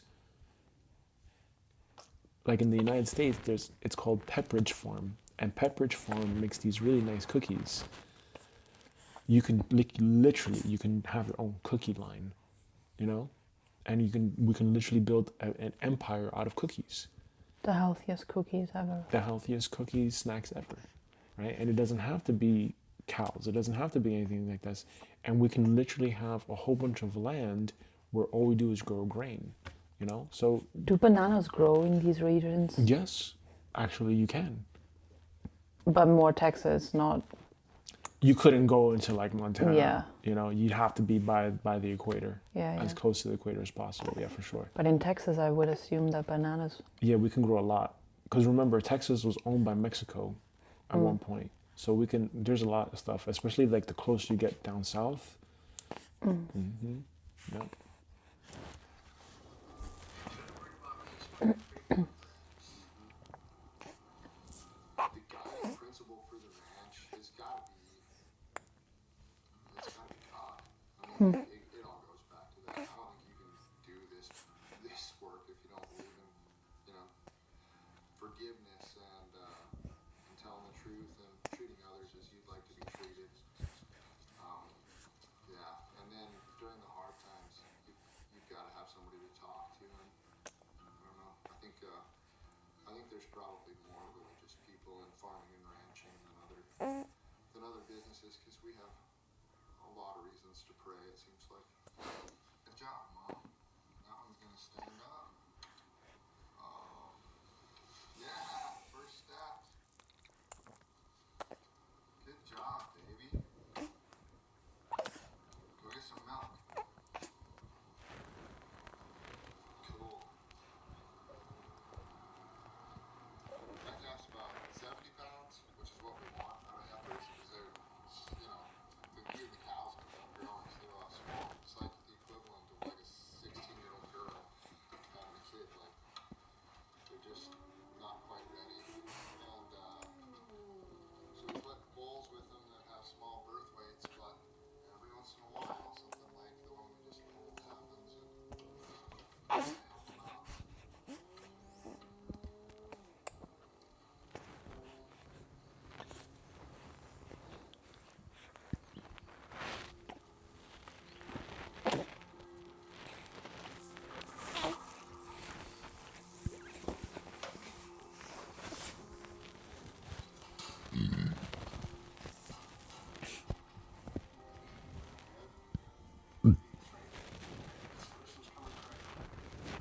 And this is all operator stuff. This is something that has to be outsourced to an operator, delegated to an operator, whether it's a ranch hand or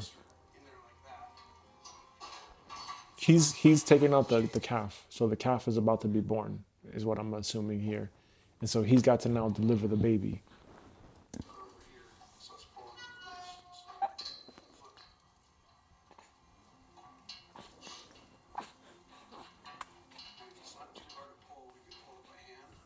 Yeah, they pulled Regis out too. I remember that.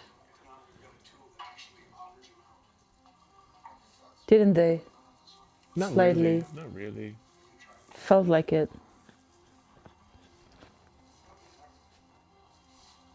I wonder if animals are able to deliver their babies without any human help.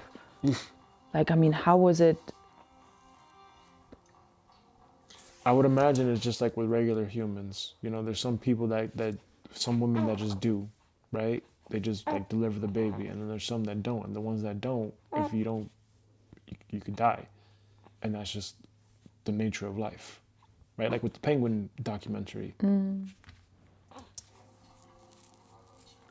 Wow. Well, they have actual chains around the baby to get it out. I wonder how many months they are pregnant with a calf.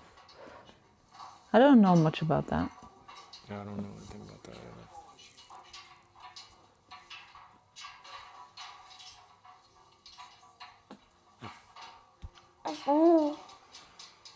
Whoa.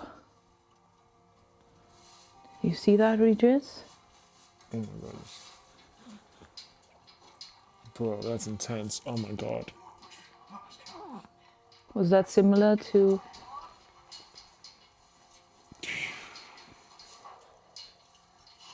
That's very similar to what happened where he just like it was just like I just saw the tip of his head and then all of a sudden Yeah, the that's whole what it felt the like. whole head just popped.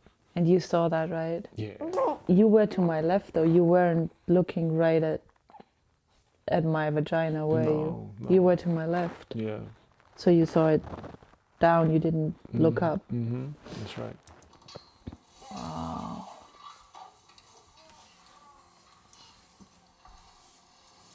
Whoa.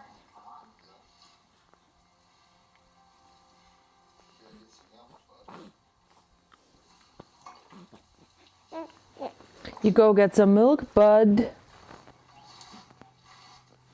Wow, they stand up so fast.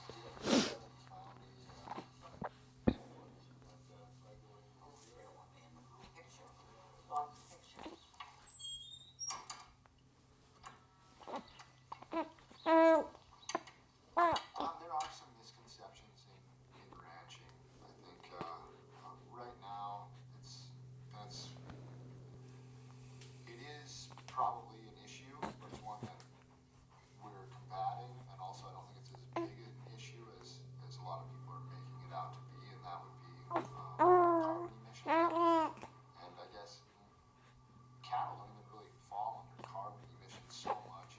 It's more methane, and the half-life of methane in the environment is quite a bit less, substantially less than carbon. And a lot of people treat them as one of the same. And doing some things to combat our environmental footprint. And those things are, we're looking for ways to reduce water consumption.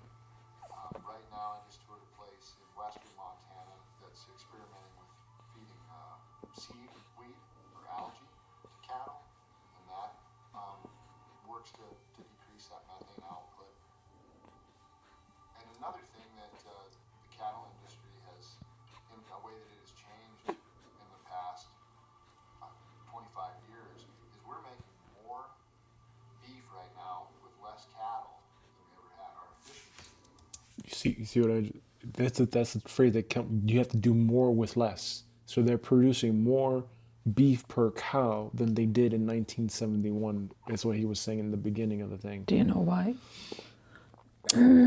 Is it because the beef have more meat on their skin? Yeah, and how do they get that? Right? But also at the same time too, I watched that King Ranch documentary, and what I found was that they do intentional breeding. So they're constantly they were breeding. So with King Ranch, they bred a brand new species of cattle that was intended to survive the hottest of Texas climates without dehydrating and without like losing weight and stuff. So they had to breed like two cattle, and they had to keep breeding and breeding and breeding for 40 years before they created the brown reddish looking cow that beef cow that they have. So that could be the same thing too, where they were breeding, or it could be the GMO thing where they're feeding them corn or grain to, I think the term is like marble them out to like fatten them up, so that way they eat all that, they have all that weight to them. So I don't know how that works. Has went way up, whether that's through better genetics, better feeding practices. Oh, there you see, there you go. Whether it's less cattle, 5 years, is we're making more beef right now with less cattle than we ever had. Our efficiency has went way up, whether that's through better genetics, better feeding practices, or how we're feeding them. We've made a lot of moves, I think, to be more responsible for our consumers, and that's our goal too. I mean, I live in this world, and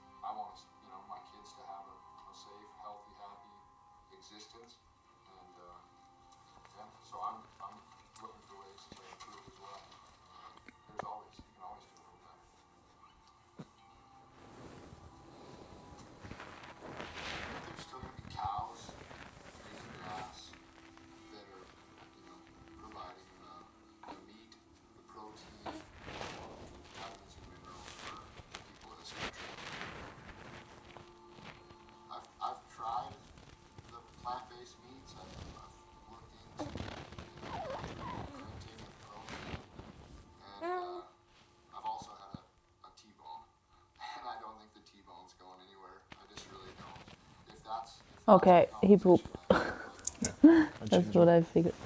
Yeah? I'll change him. Unless you want to change him. I mean, if you offer, okay. Is he like soaked up in there? Not yet. Okay. Okay, let's get your boy. Oh, you're getting heavy again. I can feel that.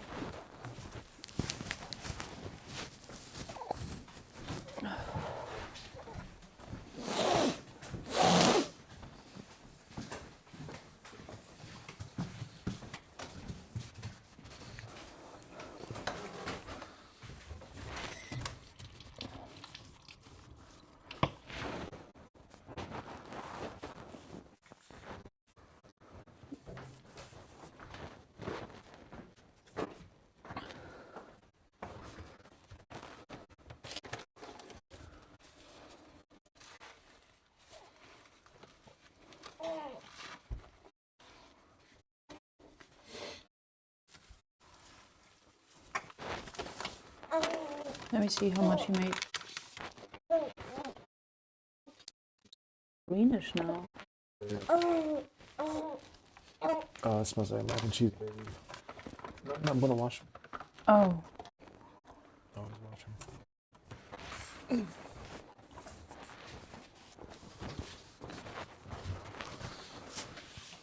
Yeah, as they get older, the poop is gonna get more green brown. Yeah. Can you pass me the soap? Oh, good boy. Okay, that's good. That's good.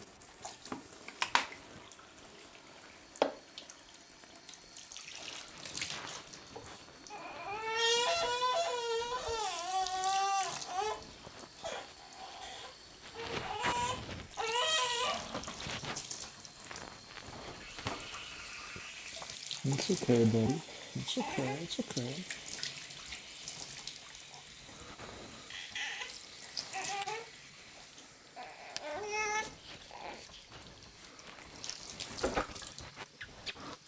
It's okay, boy.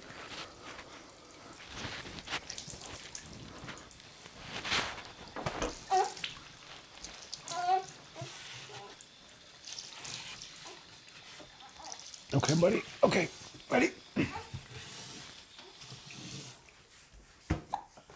Okay.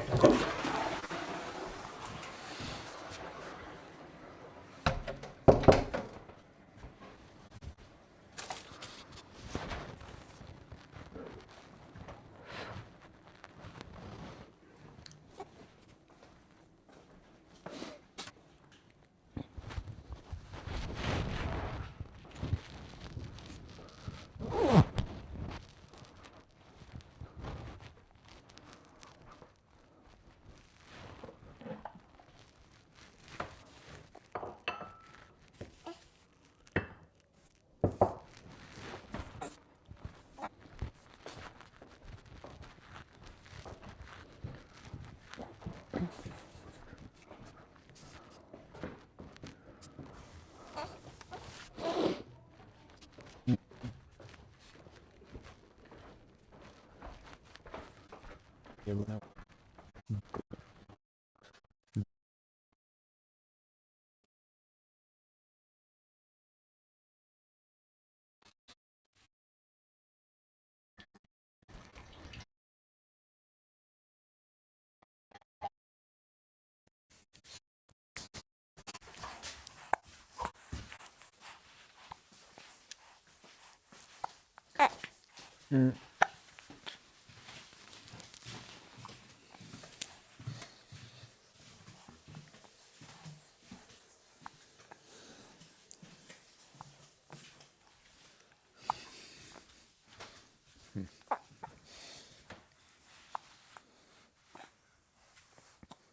Up we go. Up we go. Up we go.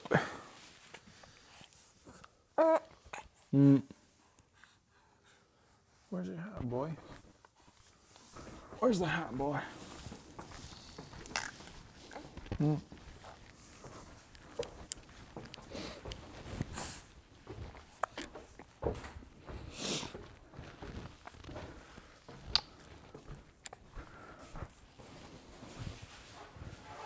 Take it.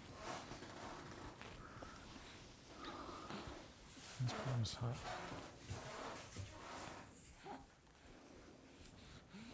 Handsome boy. At the back. What a handsome boy, huh?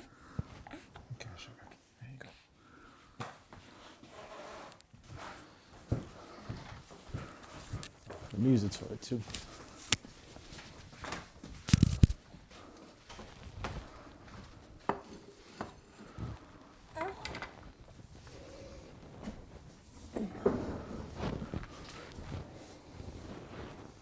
Oh, that hat always falls off.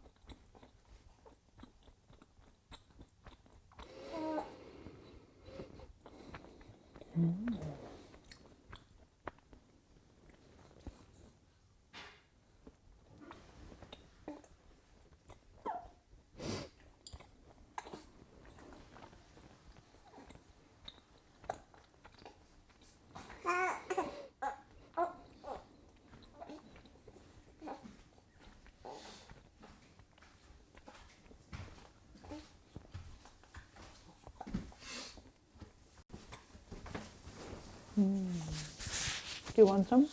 Yeah. Take it. Thanks. Cheers. I like our odds, I guess.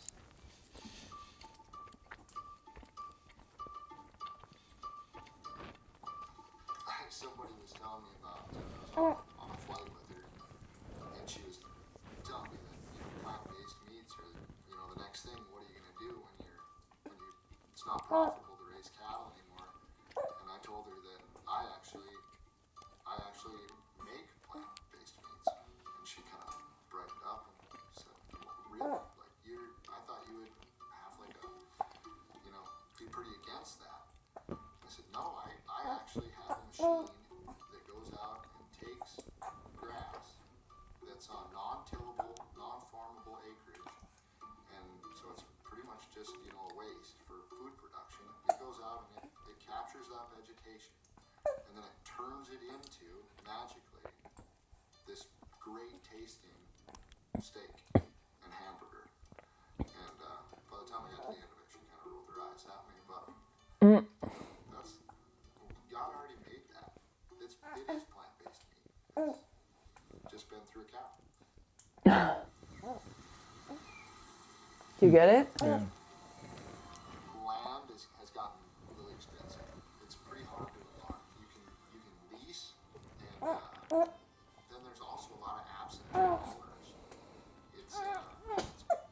It's pretty attractive right now for people with dollar ranch. And Can you rewind it a minute? has gotten really expensive. Just been through a cow. You can have it. It's okay. What were you gonna say? You can have it. No, I don't want it. No, just rewind it Rewind it. from there. I want to get a piece of cheese though.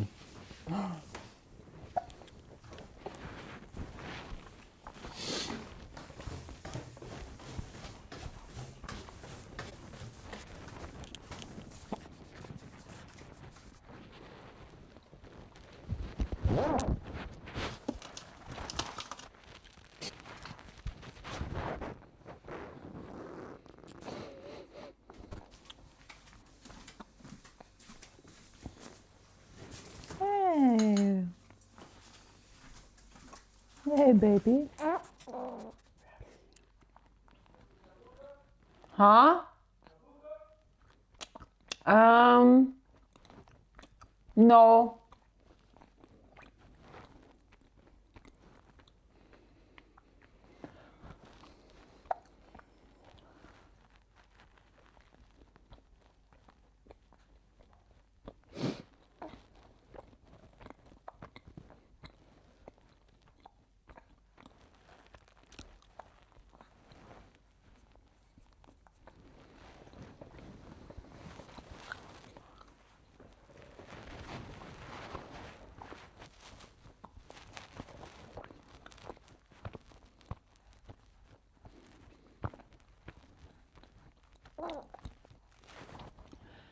Can you bring me another of these bars? There's a yellow one.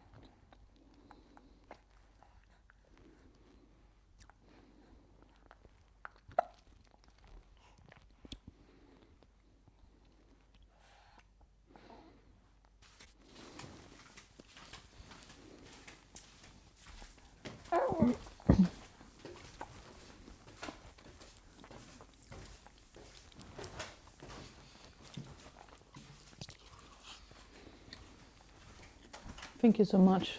Do you want half of this one? I think a bite.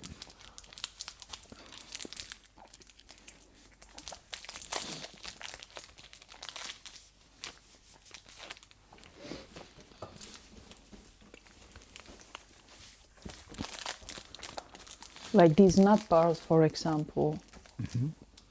They last for years. Exactly. And it tastes really good. That's what I'm talking about, non-perishable stuff. So we can have massive stock in unit. But again, it's the same concept.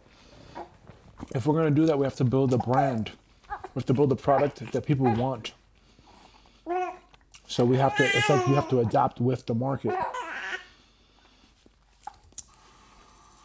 But I tell you, like, the more that I think about the stuff that you buy, when I think about the stuff that you buy, and the stuff that we have here at Kombucha, these bars,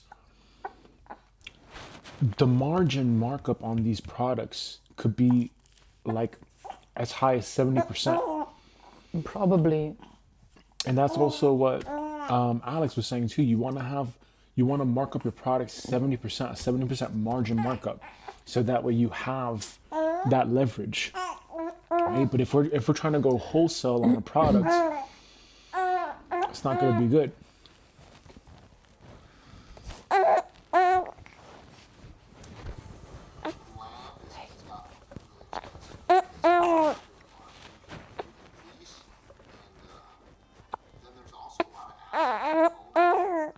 There's an absence of owners, is that what he's saying? There's a lot of absentee owners. Like owners that are absent? Yeah, that basically they're not working on the thing, working in the thing. Okay.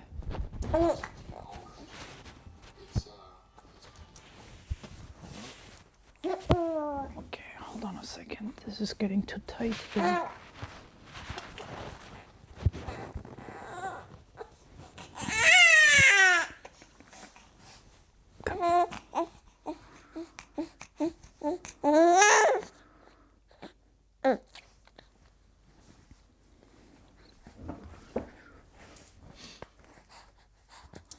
It's pretty attractive right now for people with money to own a ranch. And so they come in and they buy the neighbor's place, and for way more than it's worth in your mind, and way more than it could ever be economical for a cow herd to pay for that land. Right now, there's a push to bring beef in from Paraguay, and that would, make our supply a little bit more, which in turn makes demand less, which affects my bottom line. What I'm going to sell my cattle for. And I guess I'm just pretty interested in American beef, and I hope that the consumer is too. There are some safety concerns with bringing in cattle from other countries. Different diseases, foot and mouth disease, stuff that we haven't seen in the United States because we're so responsible with how we raise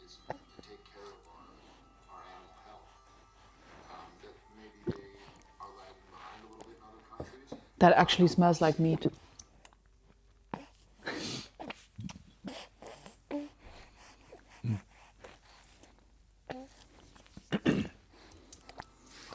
your hamburger is $1 more, I don't want to risk my livelihood, for a short term gain of injecting that meat supply into the economy. The United States is the largest producer of beef, and we don't have the most beef cattle. So that tells you something about how efficient we are at how we create this product. And then it's also the best. I mean, Americans spend about 10% on average of their disposable income on food. That's a lot less than most other places in the world. And we're able to do that because we have the tools in place to create a great product. And Montana cattle just top the list.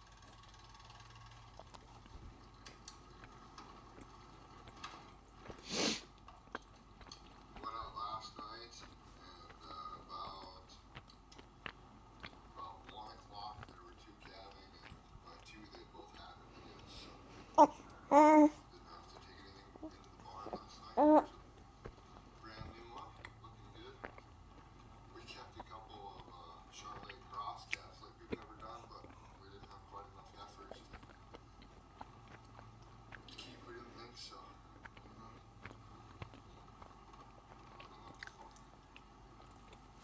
They're not the prettiest calves, but the way the market is this fall, I think the live calves will be worth quite a bit. So, politics definitely have an effect on ranching and my way of life. They definitely do. There's bills every session that will affect my way of life or make it non-existent. And I'm pretty happy to pay my dues and organizations that kind of watch my back and watch my bottom line. It's pretty hard for me to get to Helena, very often and testify on those bills, or buy a plane ticket to Washington D.C., or even just read all the legislation that might be coming that I need to educate people on or speak against. And I'm pretty happy to be involved with Montana Stock Growers, National Cattlemen's Beef Association, Public Lands Council, Farm Bureau. And those guys are all different slices of the same pie, but they're watching out for me, they're watching out for my neighbors, and I'm really happy that they do the job that they do. And I'm also really happy to pay my beef checkoff dollar. So every time a cow is sold or livestock is sold in Montana, you pay $1. And then that dollar goes to educate, advocate,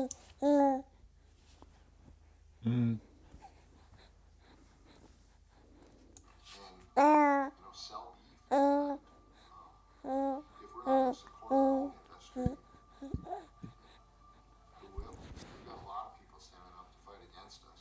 There's lots of people that want cattle off public land, and I think it's mostly just a misconception. I mean, I'm a public lands rancher. There's 22,000 in America, and 40% of cattle in the western half of the country will spend time in the public land, public land. And we treat it the same way we do our own.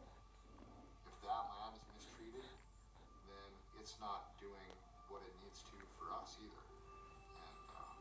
And we're because when I say that we treat public land the same as we treat our own, we also treat our own the same as we treat public land.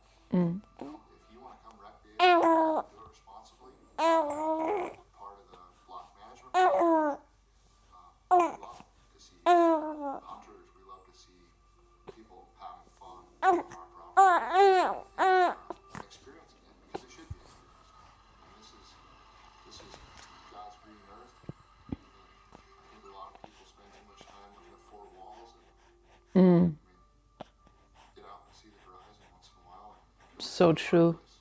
It's a great place to do And that's the thing about living in apartments and even in like houses. People are just looking at their walls or at the screen, and we talked about that. Do we really want to spend our lives looking at screens and walls if we totally miss the whole point of Earth? And life. Yeah. And that's why, you know, and now we're in a generation where potentially, you know, the Mark Zuckerbergs of the world want to put these goggles on you all the time, Yeah. right? But yet he's not going to be up in there. Yes. So how does that work? Yeah. There's a lot of misconceptions about ranching in Montana, I think, and to that I would just say that it's not Yellowstone. It's not, you know, it's not that dramatic all the time, I guess, and then you know it's just different.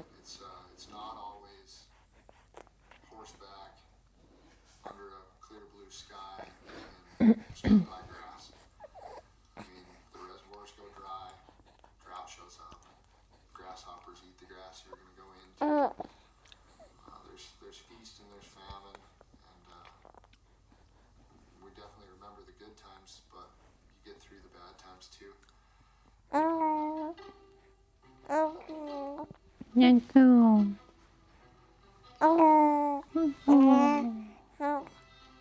Uncle.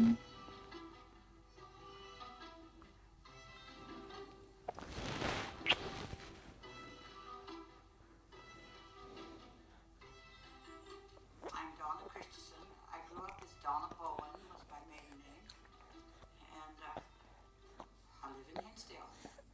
I'll play you two. My grandma played piano too.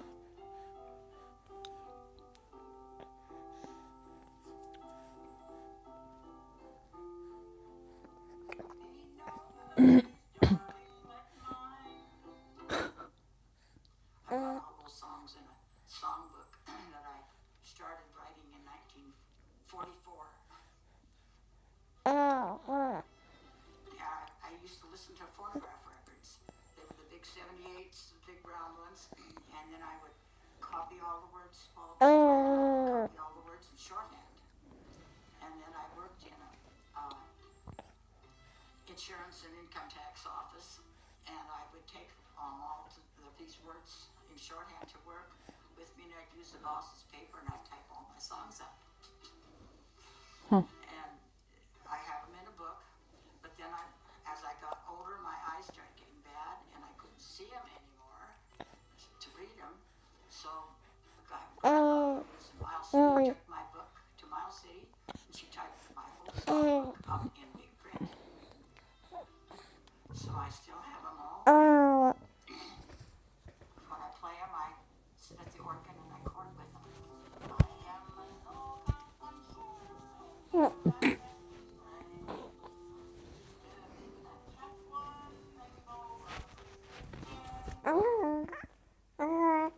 See, that's what I do.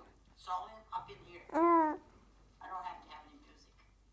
And I don't know why, but when you get old, you don't remember important things, but you remember all those songs from way, way, way back when. DC, Donna Christensen. Backward again, backward C. Before it was mine, it was my husband's, because his name was Donnie Christensen. And I gave it to Chris now. Singing, and he's good at everything. Except talking. You ask him a question, he answers you with one word. Doesn't go into detail. I asked him one time, when are you going on your next trip, Chisholm? Soon. If I'm in the house, I do a lot of singing. I think that's where Chris Chisholm got started. I gave him my guitar. I was in a really bad wreck, and I got so I couldn't move my fingers to play the guitar anymore. I was driving a tractor. I just loaded 17 round bales on the back of a trailer, and I was coming through Hinsdale, a semi from Wisconsin rear ended me, ran into the back of me, and when I came to, I was laying on the side of the highway, and that's when I quit. I gave him my guitar.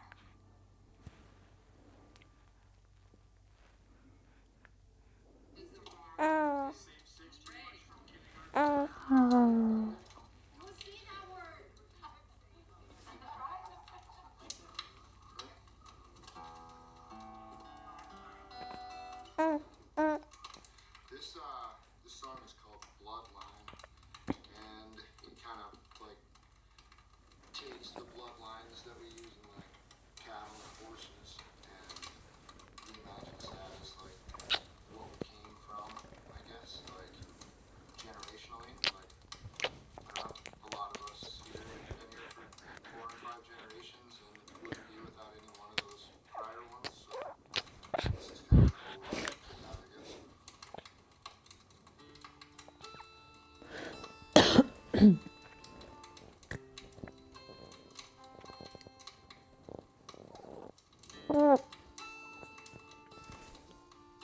I saw a horse like that on my ayahuasca journey. It was just running wild and free. On free land, I remember that.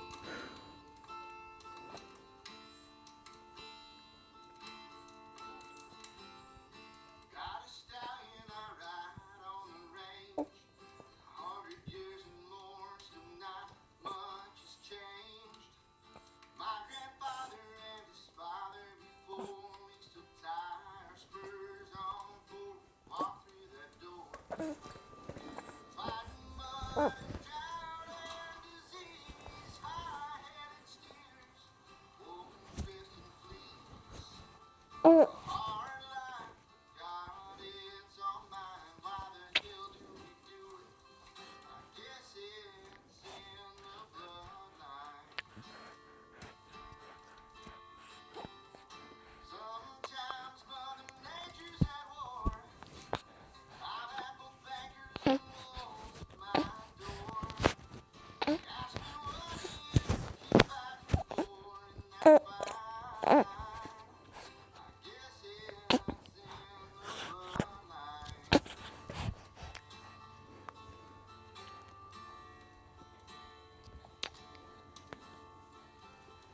That old stallion goes on for days up mountains and blades across wide open space. You're tired of rope, you can fire over his face. We put men in the ground that need that space. You can rustle, but boy, don't blame me when your last trip to hell is from a rope in a tree. A hard life, God, it's all mine. Why the hell do we do it? I guess it's in the bloodline.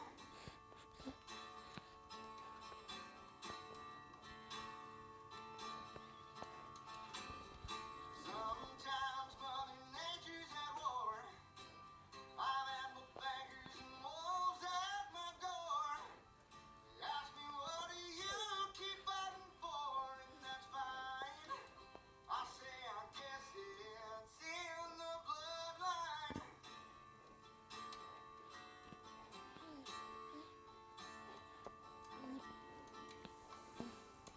This past spring my wife gave us a son. He's a wild little son of a gun. As he grows, Lord, if he should find like to leave this cowboy living behind, well, that's fine. This past spring my wife gave us a son. He's a wild little son of a gun. As he grows, Lord, if he should find like to leave this cowboy living behind, well, that's fine. Oh, but I think it's in the bloodline.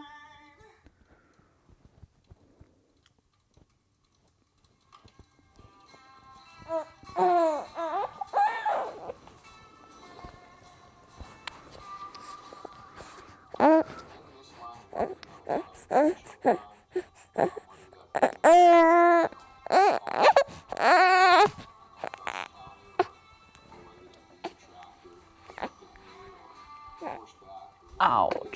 You get a lot of alone time, and a lot of these alone times are some pretty cool some of the You får sisten. gets you to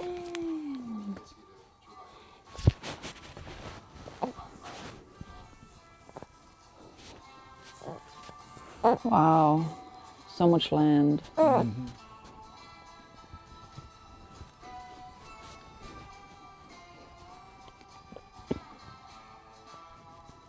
guess there's no after, but I'm not sure I want there to be a happily ever after. You want it to be worth it. Happily ever after is usually the end of the movie.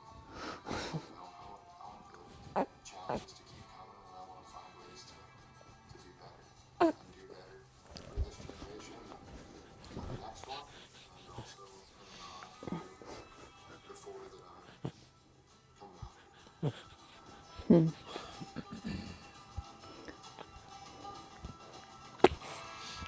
Thank you for showing me that. I don't know if you want to watch this one, 500 miles. Are you sitting on the ball? Yeah. Could you bounce him a little bit? See if it works. If not, just give him back.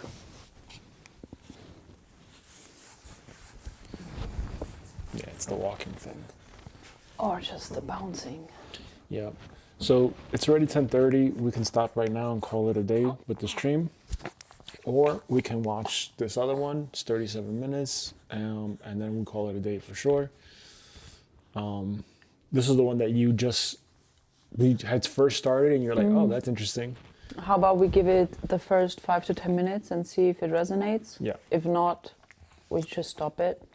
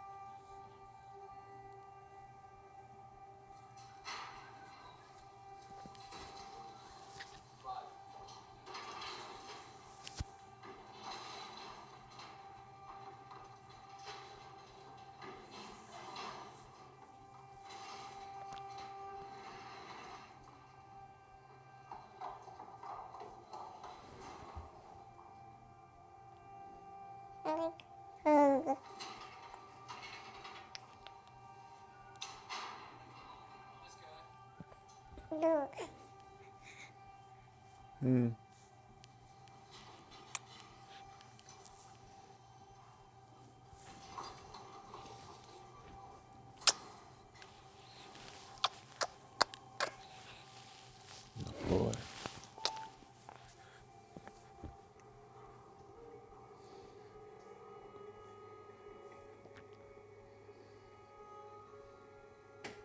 Whether it's a horse or a human, we need to help them not become a victim anymore and stay as a victim. We all need a purpose in life. We need a reason to get up in the morning. These guys do too, we all do. What we're trying to do here is give these Mustangs a life. When you Right, having a purpose means no longer being a victim. with arguably some of the toughest horses in the world together, and they're both curing each other of what they both need. That's exactly what this program's about. It's about transforming the lives of people and transforming the lives of horses. Here we are looking for specific qualities to see if they're going to meet the needs of the program. And if we can't draw them out, then we won't be successful.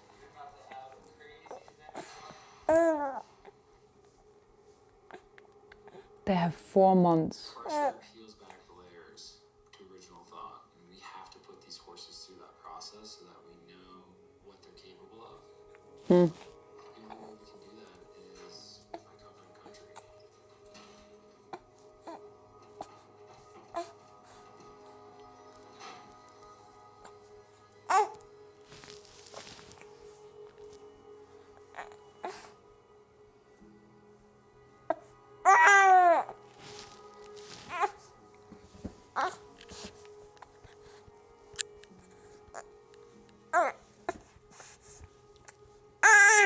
I think he wants to go in the sack or something. Okay, let me put him back. Let me put him back in here. Look, boy. Come on.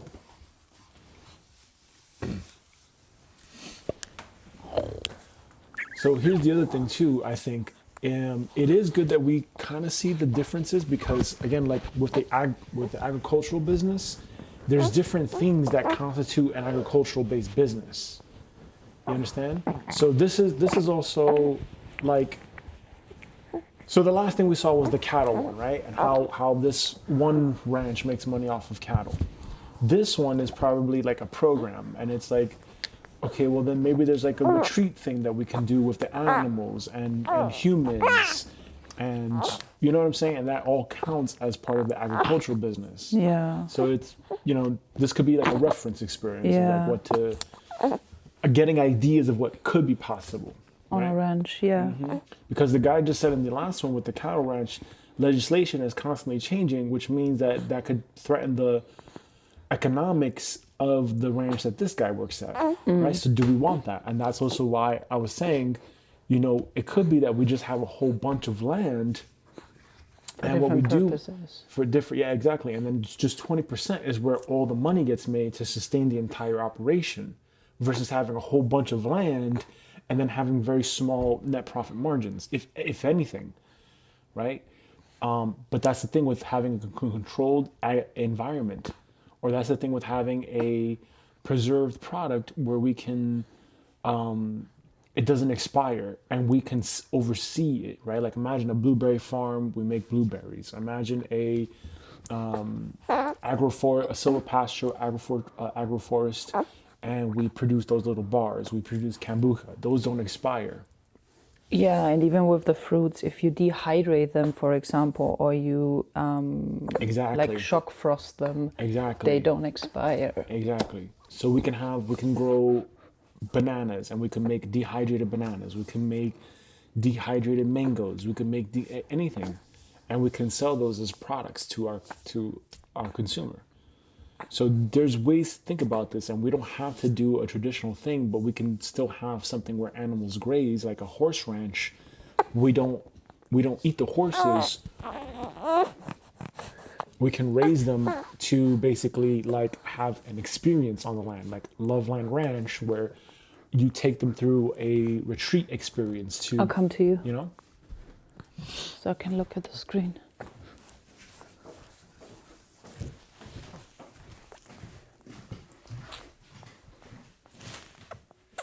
What's easier for you, the chair or this chair? No, I'm not gonna sit on a chair. Oh, you just gonna stand He needs me to stand. Yeah. That's why I come over.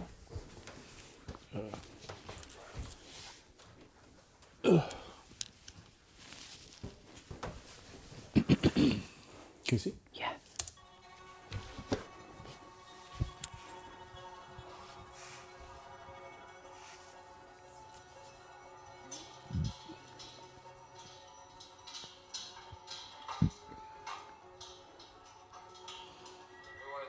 Cut out each one of our horses. We each took two. And each one of us will be partnered with you guys for the next 5 days. Let's get them trained.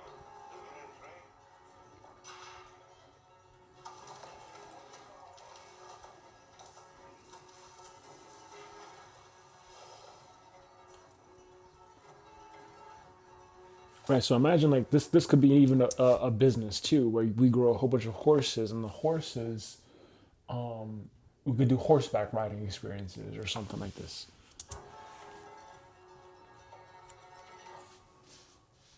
These horses, it's a big transformation for them.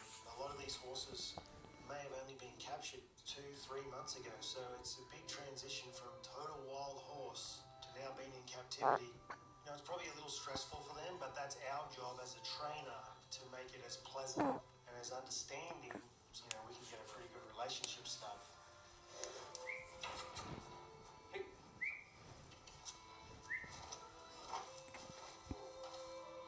Well, the feelings of a horse when you start doing something with them, you know, something new. So the way I do it is like no force at all.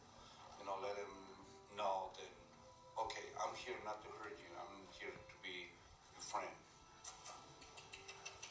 Come on. Come on. Let's go.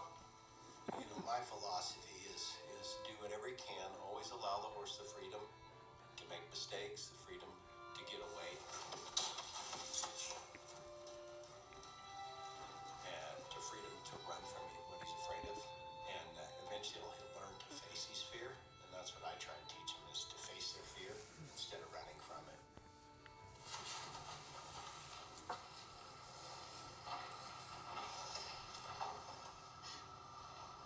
You're good. You're good, bro.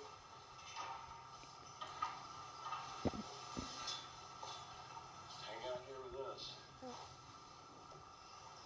I like to do as much as I can without forcing them to do anything. It needs to be their free choice.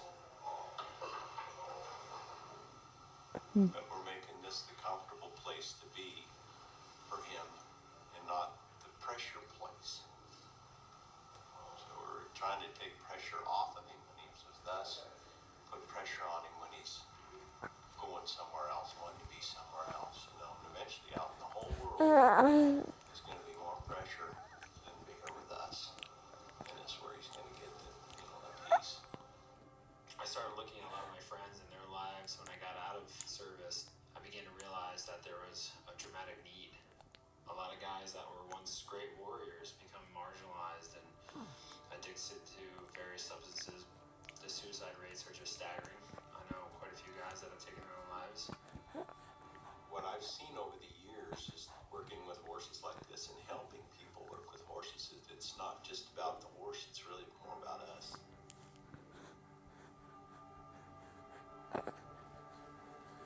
Yeah, horse therapy is very well known. Horse therapy. Yeah, I never knew that. See? you never heard about that. See, that could. There are horse ranges. That's why when I looked online here and there for land in the United States or even all over the world, there are a lot of free horse ranges that are no more occupied. Even down the farm, down the hill, they have a lot of horses. And it may actually be that they have a therapy, like that they have all these horses for therapy purposes. So we can get free horse ranches for horse No, therapy? that's not what I'm saying. I just said that I saw a lot of empty horse ranges that served as horse ranges, but they're no longer occupied. Okay. But the thing with horses is that just like with dogs, there are horse ranges that are specifically designed for therapy purposes where people go, like people who suffered from burnout or addictions, and they go to spend time like rehabilitation almost at those horse ranges, and they just spend time with the horses, and it apparently has a very healing effect on those people. You see, that could be The purpose of horses. That could be a big thing. That could be, see, so we can have animals that are live, that are grazing. We can have a horse ranch, but the purpose of the horse ranch is not to kill the horses. It's to actually have horse therapy. Yeah. See, that's great. That's interesting because we just saw 2 horses the last 2-3 days. The times you started to talk about this. Yeah, yeah, exactly. Heard loud. Just kind of walk around the edge of the It takes a lot to intimidate me. That's probably the most vulnerable I've made myself in a really long time. Really left a mark on me. Imagine Just dark retreats and a horse range like all tools to help people decompress. Exactly. To de-stress and exactly. And a lot of people are very stressed. They're like, all these things. So you can be a humanitarian based ranch, right? It's humanitarian based, Like my life path. right? Combining humanitarianism with And like the freedom. Yeah, exactly. See, there you go. Combine all those, and then you have whatever that product is, whatever that operation is. A horse, and this is the very beginning part of a relationship that is going to be for the next 20 years.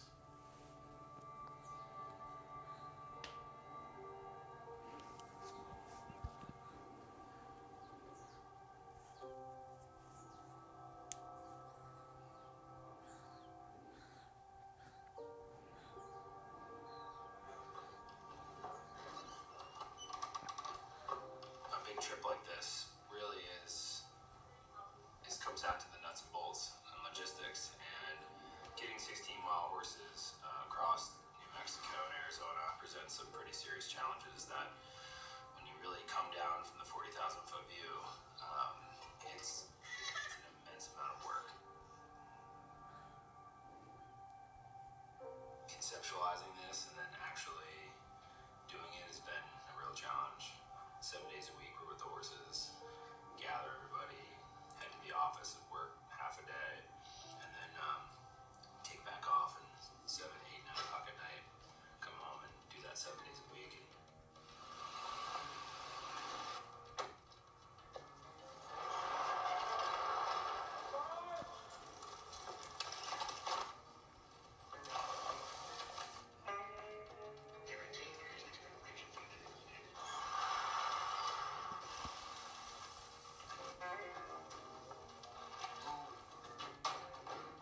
I learned how to ride a horse when I was 6. You know how to ride horses. I don't know if I can still do it, but I had lessons for a summer. There you go.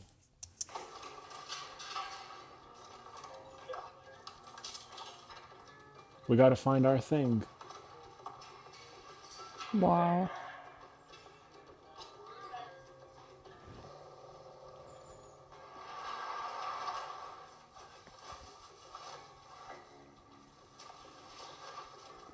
Have you heard about the horse whisperers?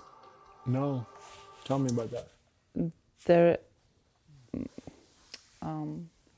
there's a term called horse whispering. It's people who have the ability to communicate with horses, Oh, wow.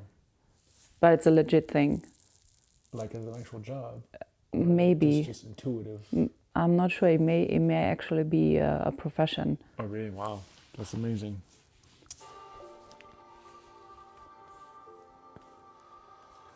Some of the horses pick things up really quick. And I think it's a lot like people. It's looking at a new approach. It's not one size fits all with horses. We need to prepare these animals for, what's ahead, and it's our responsibility to do that. Give them every opportunity to be good and stay good. And when they get off, let them run into a boundary and then encourage them when they're right on. And then they'll hunt what's right on.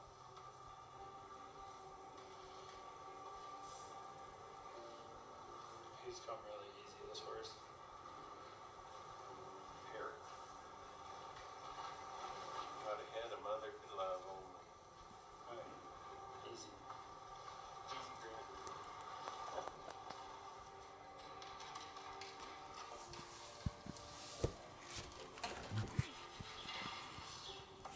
Good work.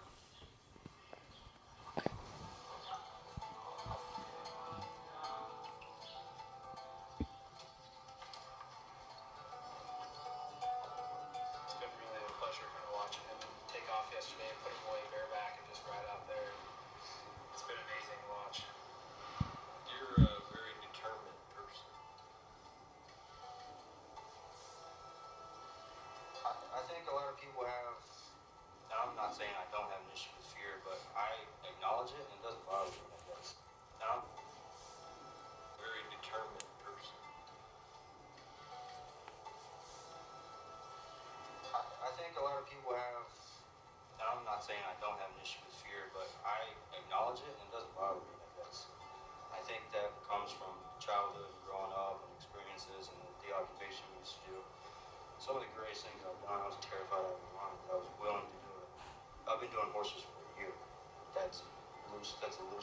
doing horses. Barely a year.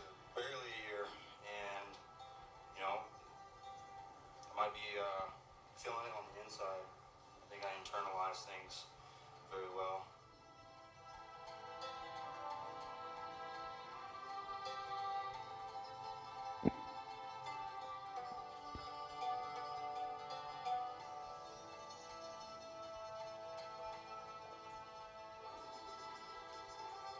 I learned a lot from my grandfather. He used to say, "Trátalo bien, trátalo bien, trátalo bien." That means be good to him, be good to him, be good to him. And one of the most important things I learned from him is respect for the animals, respect to the horses. And when you have respect to them, they're gonna respect you too.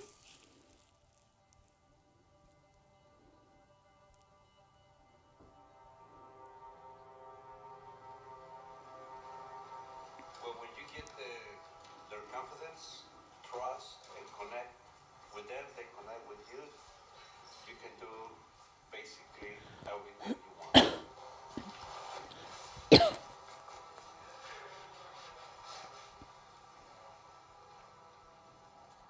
Good boy. Respect the land, respect the people, respect the animals, respect yourself, respect God. In the old philosophy, it was force, fear, intimidation, repetition. The old. You hear that? Mm-hmm. Wow. In the old philosophy, it was force, fear, intimidation, repetition. You make them do it against their will. They hated it. Too bad. We forced them. He made a slave out of the horse, and a lot of horses, even today, are slaves. And you can tell when you go to catch them, their heart isn't with you. They'll turn their head away and just kind of put up with you, but they're not with you inside. Just because you do good things for people or just because you served your country doesn't mean that life is going to be good to you. A lot of guys think, hey, just because I joined the military, now all of a sudden everybody owes me something, and they need to realize that they owe themselves.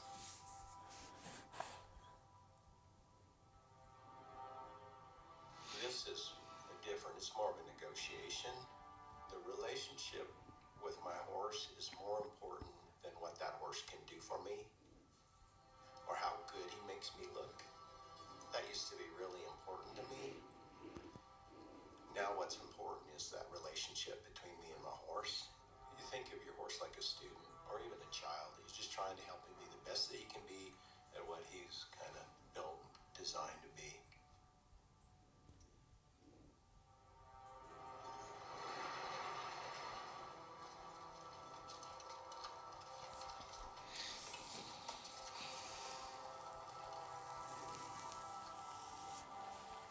I began to lose an identity. I began to lose a sense of who I was. And I was defining my life by those scars. I wasn't growing and I wasn't evolving. I wasn't realizing that the challenges in my life were actually adding value to it, but I wasn't ready to accept that.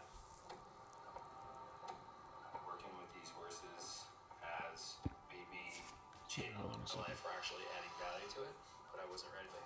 I wasn't realizing that the challenges in my life were actually adding value to it, but I wasn't ready to accept that. Working with these horses has made me change some aspects of my life that I normally probably wouldn't have done, which has been a necessity to accomplish this mission. And Wait, can you rewind that? When he speaks about working with the horses? ready to accept that. Working with these horses has made me change some aspects of my life that I normally probably wouldn't have done, which has been a necessity to accomplish this mission and come home and do that 770. Working with these horses has made me change some aspects of my life that I normally probably wouldn't have done, which has been a necessity to accomplish this mission and come home and do that 7 days a week and be a dad and 4 kids, manage a household. It's been a challenge, but I would say it's been one of the most rewarding experiences in my life as well. Because through this process, I've learned a lot about myself, things that I don't think I would have ever learned had I not been through this experience.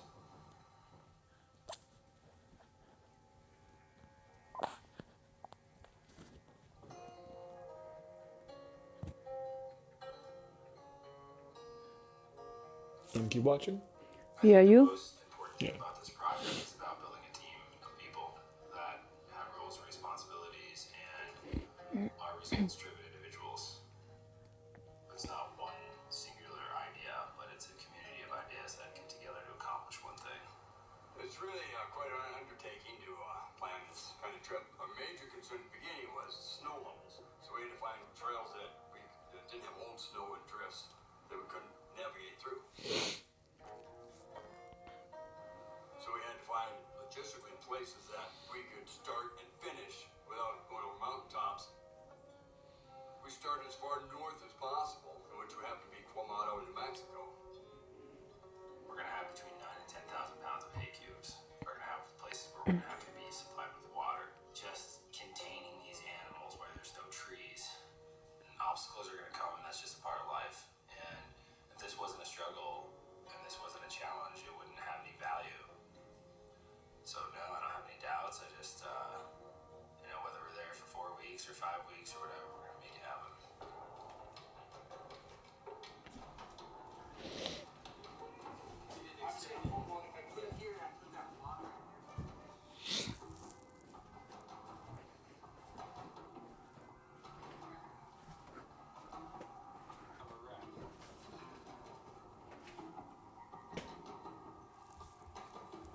Listen, if there is a wreck and a horse comes towards you, guys, your job is to stay on the horse. Remain calm, remember your horsemanship. Check your cinches, make sure none of those rings are in the armpit of your horse. First thing we're gonna do is saddle up. We're gonna head down this road, we're gonna water our horses, and we're gonna come back up in about 0.8 miles, hit the CDT trail. I've never packed this many unbroke stock. Usually you put a young one in with experienced ones. That's what I learned. Then you put another young one and another one. So I've never worked with this many young stock. The hardest thing about this young stock is getting them in at strength, who's going to get along, what order to put them in. You don't know until you absolutely do it. And it all went pretty good. But putting a lot of miles on quickly, we did 60 miles in 2 days once. So that's what's been helpful, is the early, hard days to get them lined up. We have experience at all in the route. Some of the days I was Russ with the route, I remember I would talk to him and I would be like, man, it would be a 25-mile day in the mountains, big mountains. I would look at Russ and like, man, this is a huge day. And we'd get it done. We had a lot of late nights. Like, we rode at night quite a bit. The pressures here are primarily taking care of those horses. Those horses come before everyone. They get fed before the people. They water before the people. They get bedded down before people. They are the number one priority. So that horse has a bad cut on the inside of his nose. This morning it's really stinking bad. It is infected. He should be all healed up by the end of the trip.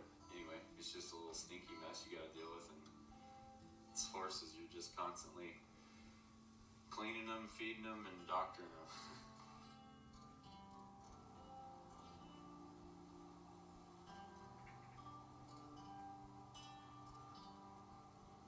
So the pressure is making sure they're okay. And guys like me who aren't necessarily used to that, it gives you something positive to put your energy into. It gives you something positive to put your focus on and your purpose into. Can you pause that for a moment?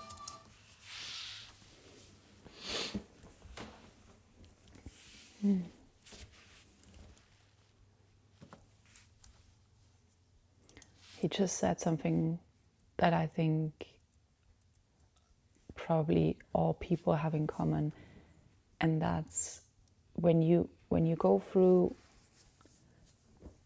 tough periods in life, a way to get out of it is to put your energy towards something positive. I've seen this with my parents and with Soraya, and it's like they both completely transformed in a very positive way, simply because they put their focus on helping Soraya to grow up and taking care of her. And Regina said that. She said it just has transformed her life so much because she could put her focus on something else. And the guy mentioned the same thing with the horses.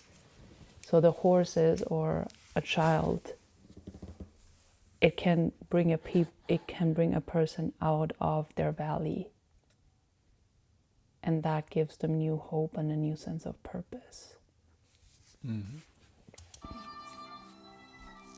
Before I started the program, I was, kind of a switch, not a dial, and working with these horses, working with these guys out in these challenging situations taught me to have a dial. It taught me to temper myself. You don't have a choice. You won't get to the next trailhead if you're not tempering yourself. That horse will not take you there. He'll take you wherever you want to go. He's the one who take you so far as you can treat him. It's something that even in special operations for 7 years, I didn't learn anything like that. We're all the same type of predator animal. That's a prey animal. That's a herd prey animal. And if you act like that predator around them, like you're always ready to go, you're always on the edge, that's how they're going to react to you. And you have to learn how to bring it all back. You have to refocus all of your energy from something mission critical, like an objective to get to and a target to hit, to making sure that guy is okay at the end of the day. He's not sored up, he's not cut, he's taken care of. It's pretty incredible to be able to see the entire world differently just from working with these guys.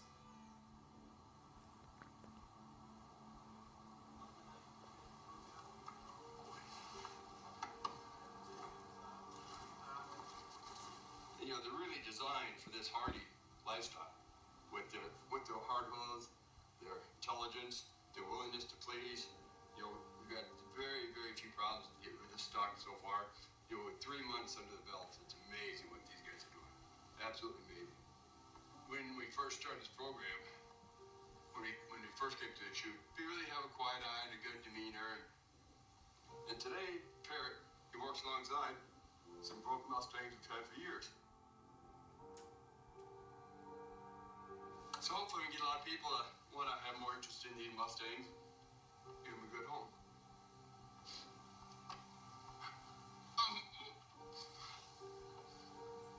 Sorry.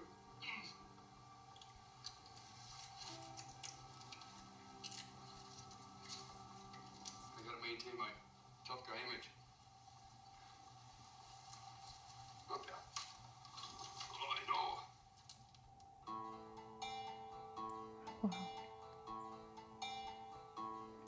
Coconino.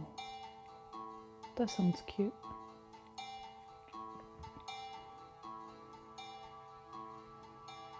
There's so much downtime when you're in the saddle and going all these miles. And, it means a little bit to everybody, but the things that we kind of get in rhythm with is our own breathing and the breathing of the horse, the horse's hooves as they walk, the movement of the horse.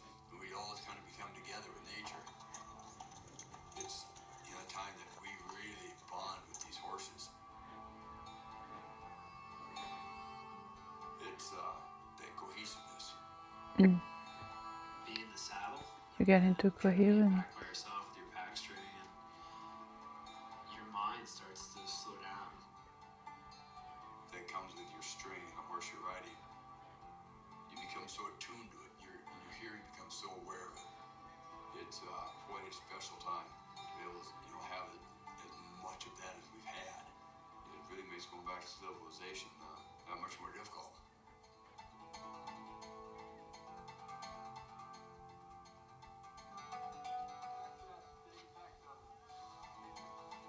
Ultimately, this process was to see these horses go through this intense training cycle so we could test them under every condition imaginable. We had to create a template about where we needed to be, and small goals began to equal bigger goals, and that's how we got through this process. We've gone through every extreme. I mean, when we started this thing, it was like freezing cold mornings. I mean, 15, 20 degrees out, and then 70-degree days and high winds and big climbs, big country, remote country. I mean, we have transitioned through so many different types of weather. I think we've pretty much experienced it all.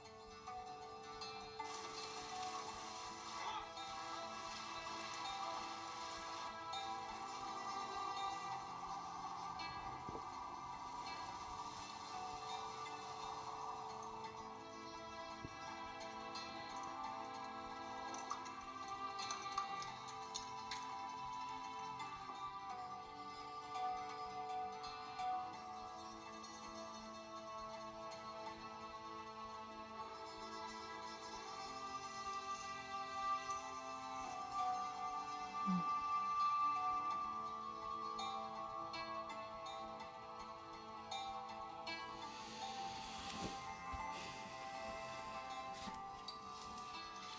know if it's knowing what I'm doing, but it's my way of doing it.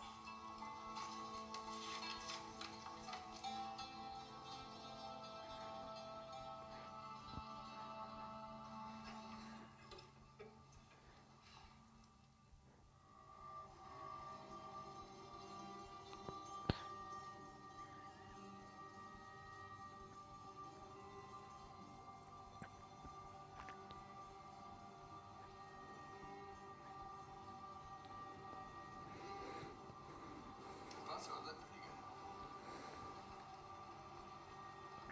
Did you have anything in your ear at the time? Let's take a look at it real quick. I'm not sure paramedics, so okay. I really feel a lot better. That's honestly. Cruising up the trail, and he's just starting to pull his map out. And as he was pulling his map out, a mountain biker came down the hill, and it looked to me like he just about ran into him pretty dramatically. And the horse turned 180. And once I got my horse under control, I turned around, I saw Russ, and he was laying face down in a cactus. Oof. He was saying, "I'm hurt, I'm hurt." That just spooked the horses, and they got after it. But that just hurt in my body hearing that. You know, Russ doesn't remember any of it. Can you tell me at all about what happened? Not of the leg. Nothing. No. Okay. Oh, the cactus got the Oh, things it went in the horse or in the yeah, guy? in all of them. Oh, God.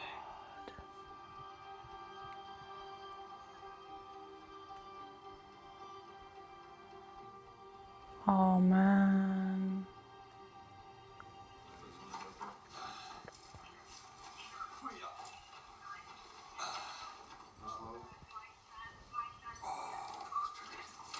Oh, God.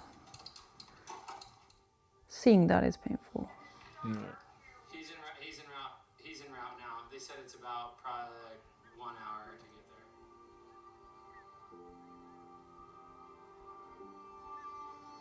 there. Look at that country. I know, it looks just fascinating. Mm-hmm. It makes me miss being out there.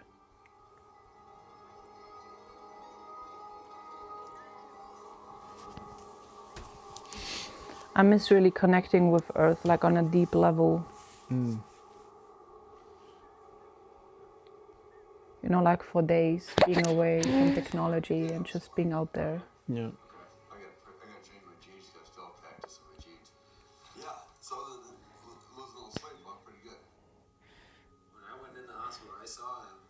You just wanted to get back on the trail, and there's like, I didn't even have the heart to even tell him to take a day off because I knew it had to be a personal decision. He has 2 broken orbitals, a broken nose, and a concussion. He's in his 50s. That's just a level of commitment that he has to seeing this thing to the end.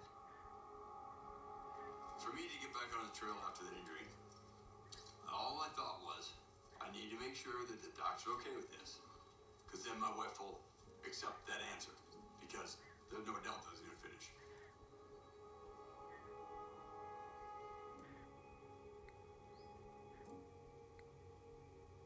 I came for 3 reasons. One, to help finish the training cycle of these horses. The second would be what these horses can do for our veterans.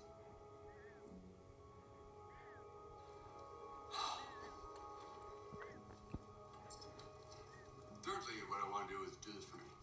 Being in the backcountry, no matter whether you're on mules, horses, somebody else's horses, it gets the marrow of the bones. And it's just my passion. It's my passion being in the backcountry. Last year it was taken from me. Having cancer surgery, I could ride.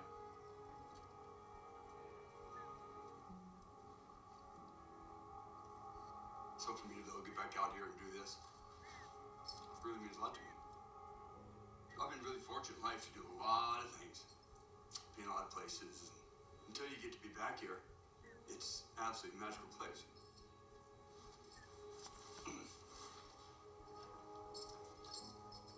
It doesn't really matter what state you're in, who you're with. It's just something that I personally like to continue doing for as long as I can.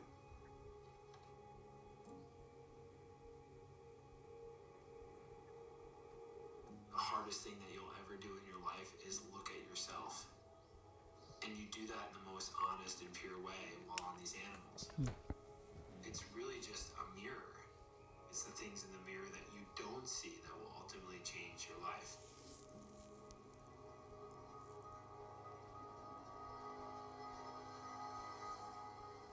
We're taking a bold step in doing this. We're taking a bold step in the way we help veterans. I think it's a great responsibility, not only to tell this story, but to give these horses a chance and to give these veterans a chance.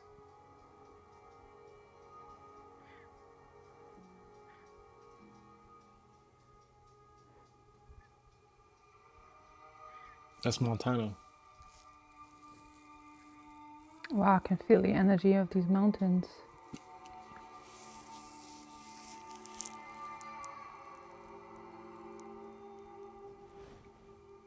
Like if you know, not for nothing, I probably would choose Montana.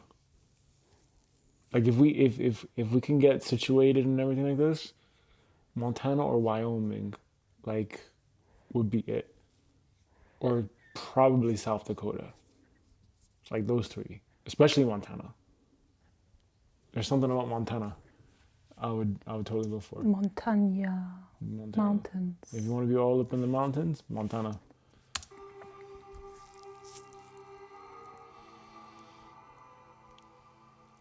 I think I got a chance to see everything they've got, reaffirmed all the work that we did. I have zero concern about these guys and passing them along to the students.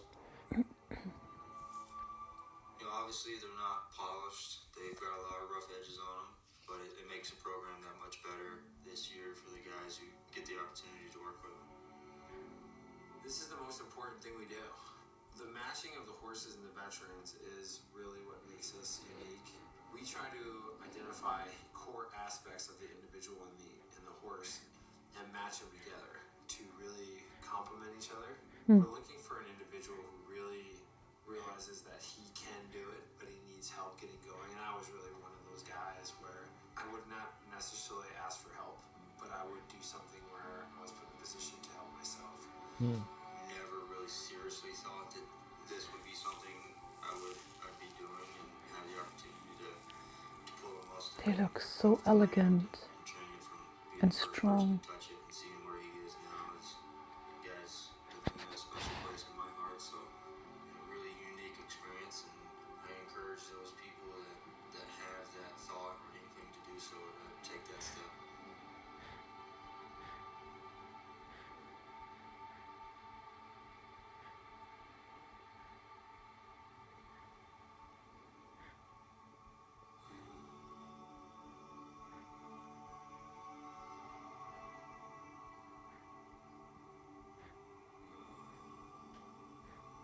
Sean Dunham, Bernie, Texas. Served United States Marine Corps, United States Army, 3rd Armored Cav. Did 2 tours in Iraq. This is my old pony handbook.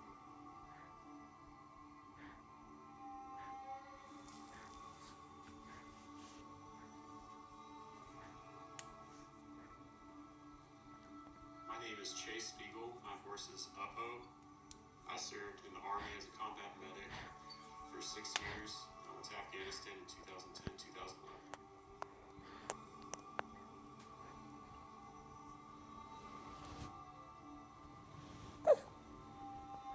My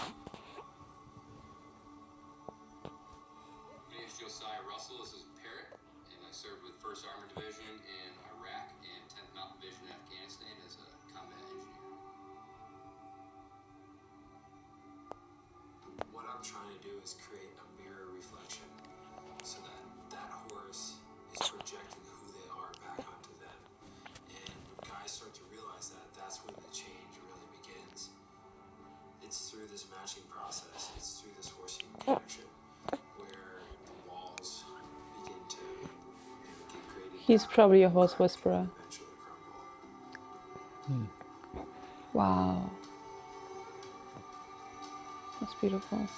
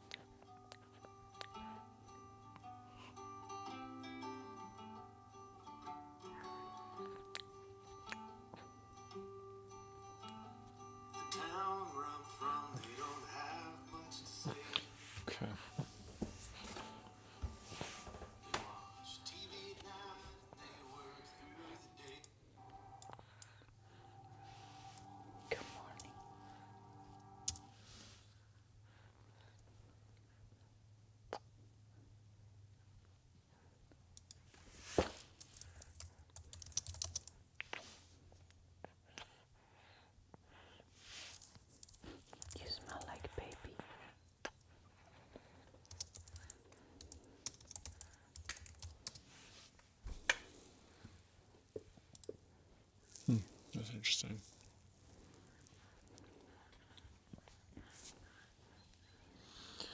Okay, so let's recap.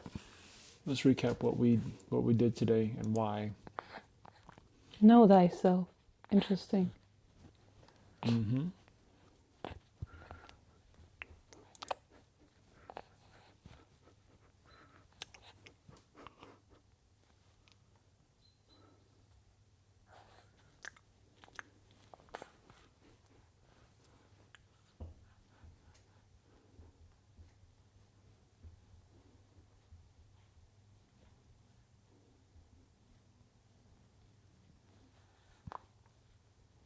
That's cool.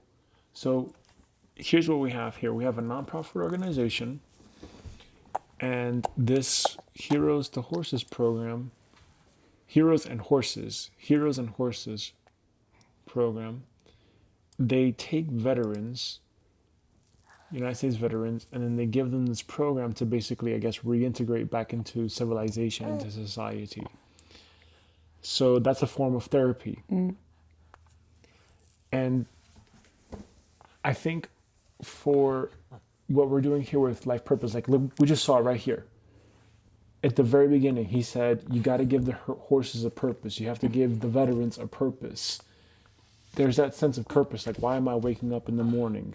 What am I here to do? And that's the thing. When someone, so I was in the military, and I had that experience of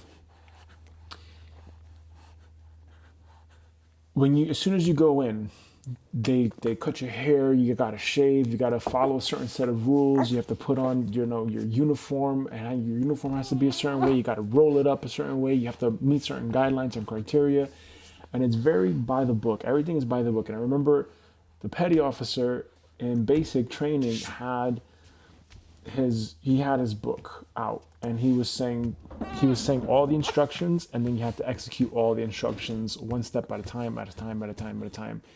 And there were some kids that did not do that. Some other sailors that did not do that, or like recruits that didn't do that. And what wound up happening is, like, they would like scream at you, right? If it was like 30 years, 40 years prior, they'd hit you, they'd beat you, right?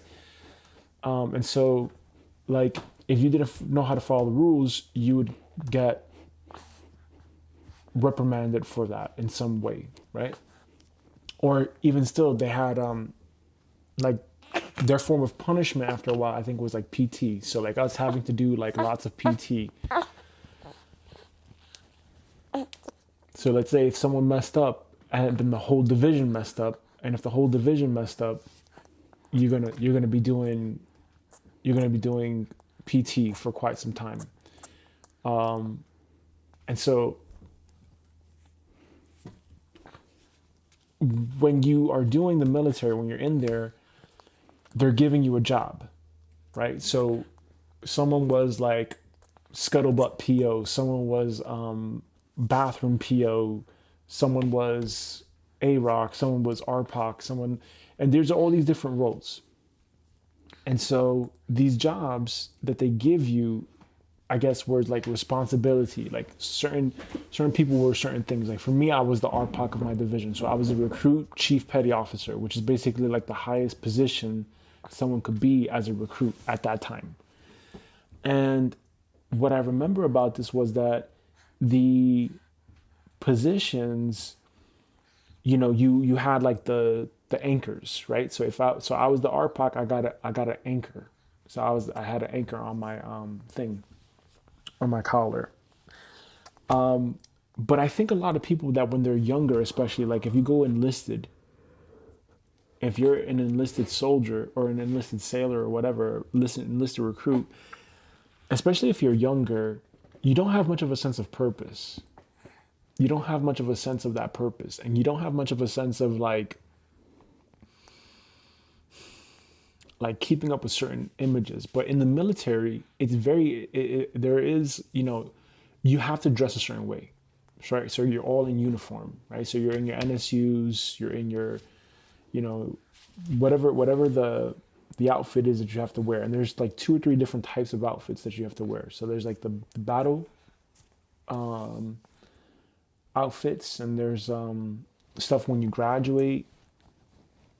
And I think there's three. There's like 3 or 4 different types of outfits, and you all have to wear them at the same time as a unit, as a division, etc. And that teaches, I think, someone after a while purpose, like having pride in their job, having pride in like shaving, and in basically being sat, right? Because then you get promoted. You get promoted, you get more cash, more income.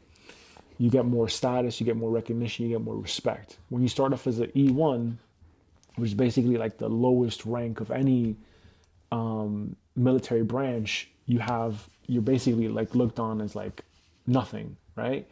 And then as you go up in rank to E2, E3, E4, 5, 7, whatever, you same thing with O1 officer.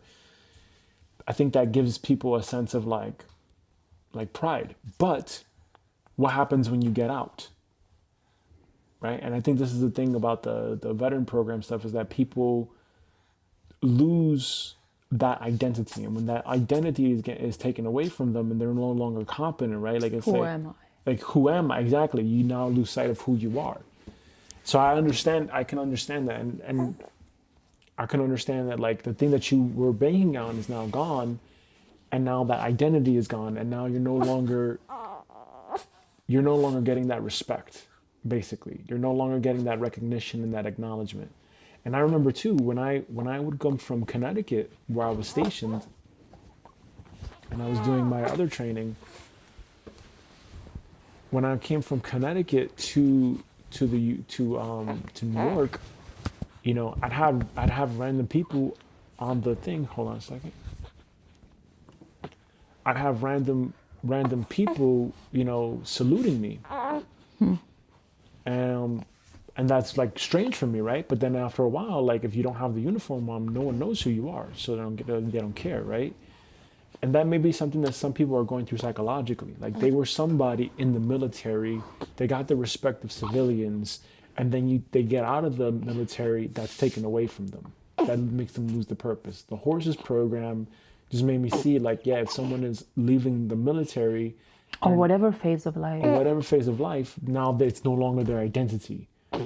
That can confuse the mind, that can confuse someone's psyche, right? And they create, When someone totally attaches to what they do in the world. exactly, right? That's why we're not what we do, we're who we are, right? We're the spirit, we're just having these experiences. And I think, like horses, it brings people back to the state of being. Yes. Where they can remember that there is so much more. Exactly. And I think what I took away from today was we saw 2 different types of programs. We saw one that's a nonprofit. This is a nonprofit, and it's a program for veterans basically that need rehabilitation back into civilian life. And I understand, because that could be very difficult, because I had PTSI when I came out of the military, and I'd break out in sweats in the night, and I have like these like weird ass night terrors and everything like this. And I dealt with that for a while, like feeling lost and like, How long were you in the military? oh, not long enough. But if I was around the 180-day mark, I had a medical condition separation. So half a year. Yeah, basically around there. And so for me, I don't consider myself necessarily a veteran, but by U.S. interpretation and U.S. law, I would be considered a veteran. But I don't consider myself that unless I deployed. But then again, you know, if you think about it, like, that's probably the best thing that never happened to me, because, you know, I know that some of these guys, they really do come back like psychologically not the same, you know, especially if you're deploying, and especially like depending on your job. If you're in the Army, or if you're in the Marines and you're an infantryman, if you're in infantry, you're basically dealing with combat, and you're dealing with guns and everything like this. And I'm sure that some people, especially like in special operations and special forces, you're definitely seeing some stuff, right? You're definitely seeing some stuff, and you're gonna do stuff that most people won't do, right? So you're gonna be out there, you know, taking people's lives, and you're gonna be doing a lot of intel, secret security, like all that stuff. So some people are not mentally capable of handling that, I'm sure, and even if you try to keep it down, even if you try to pretend, you know, I don't think the human is designed for that. You know, I don't think a human is necessarily designed for that. And I think that the human of today, you know, I know there's a lot of talk of like men like losing testosterone and men being weaker today. This generation coming up is being weaker today. I don't think so. I just think that it's evolution and that we have to evolve to a certain state of consciousness if we want to ensure our survival. And I think that that is where the feminine stuff comes in from. So, you know, maybe, yeah, 200, 300, 400 years ago, yeah, it was normal to just kill people. Like you were saying here in Austria, what were your parents telling you about to pacify a baby? They put alcohol, liquor in the sucker and give it to the baby. But today you definitely would lose your child because that would be considered what? Child endangerment. You're you know? So the standards have changed. Yeah, good. You know? Sometimes, you know, for the better. And so, you know, even with the other video too, with the guy with being the rancher, and he's saying like the potential threat of people losing their livelihood in the cattle industry, that probably could be part of evolution as well, where we are ascending to a higher level of consciousness. We don't need the density of meat, and we don't need to consume cows, steak, to live, right? To sustain our physical body. Yeah. But that's a process. And again, I remember watching this David Wilcock thing where he said the human DNA has changed like 7% in the last 1,000 years. So that tells me we are evolving. Is it bad? No. I remember also too, like, a couple of days ago, watching this teacher that was crying because he said that the students today, they can't read or write at the level that they should be. But I think to myself, well, is that really a bad thing? Well, we have our other superpowers come on. Exactly. You know. Right? And so, yeah, maybe there was that era where people had to be able to read and write and etc. But in today's world, you know, if AI advances the way that it does, you're probably not going to need that. It's probably going to be a very useless thing. It's the same thing like with math. Like, you wouldn't do math by hand anymore. Exactly. You would not. You would use a calculator. And even then, you're not going to use a calculator anymore. You're going to use ChatGPT. So math in that regard then becomes kind of like obsolete. You know what I'm saying? Yeah, like some of the skills and human labor will become obsolete. Exactly. Yeah. Exactly. So I think this is something that a lot of people are resisting. And yeah, and they find labels or disease or sickness for it when in fact it's actually meant to evaporate. Yeah. It's meant to. Everything lives and everything dies. Yeah. Right? Even 100 years ago, maybe the job 100 years ago where you can guarantee you have income was chimney cleaning. Right? Maybe that was an actual job. Maybe that was an actual thing. Today you don't have that. Right? Today there's other things. Even cowboy may be a dying profession or something, or a dying job. It's not the same. So if we can understand that, and we can understand the way we're going in the direction we're going in, I do think it is, you know, more feminine based. And I do think that as we evolve in consciousness, we're probably going to see those changes with us getting connected to, you know, it being intergalactic, right? Having other life forms from other planets coming here to Earth and we going to other planets and stuff. That could be a potential. I don't know, highly doubt it in our lifetime, but probably very possible within, you know, 1,000 years or something, or a millennia. Who knows? But I think sooner. Probably sooner, probably not. Who knows? So then that means for us, like, okay, well, where do we go from here, right? So to recap today, we saw 2 different programs, 2 different things, 2 potential different business ideas, right? 2 different ways of doing business, but still using land, still using animals, still using resources, still using a way of being compassionate with animals, and also connecting the purpose of animals and humans. Exactly. Humans, animals, land coming together. Right. Right? So these are different takes on the same thing. And so we know that for Loveland, we know land, okay, but then what else? It's what happens on the land. It's what happens on the land. How are we going to love the land so the land can love us? Yeah, and that's also part of the Hopi prophecy. There's, I mean, don't quote me on it, but I've read that there is a part of the Hopi prophecy that states, just like when the buffalo calves are coming back, and when there is this blue light on the horizon, that's when the Hopi prophecies will become true. And last year, there was this whole spectacle of this blue light on the horizon. Yes. And then also, it was mentioned that the buffalo calves were spotted after hundreds of years. And another sign was when the people, or maybe specifically when the women are back on the land dancing and singing, that's when you know that the new earth has arrived, or something along those lines. So it is about humans and the land too. Yep. Yeah. And since I think 2012, that's when we've been doing all that transition work, I think. At least from what I understand with Albert Einstein, the precession of the equinoxes, when we go from one phase from the age of, Pisces to now Aquarius. Yeah. Right? So, yeah, we're probably going into that. We're going into these different eras and timelines. So hopefully that was something that you can think about. We can...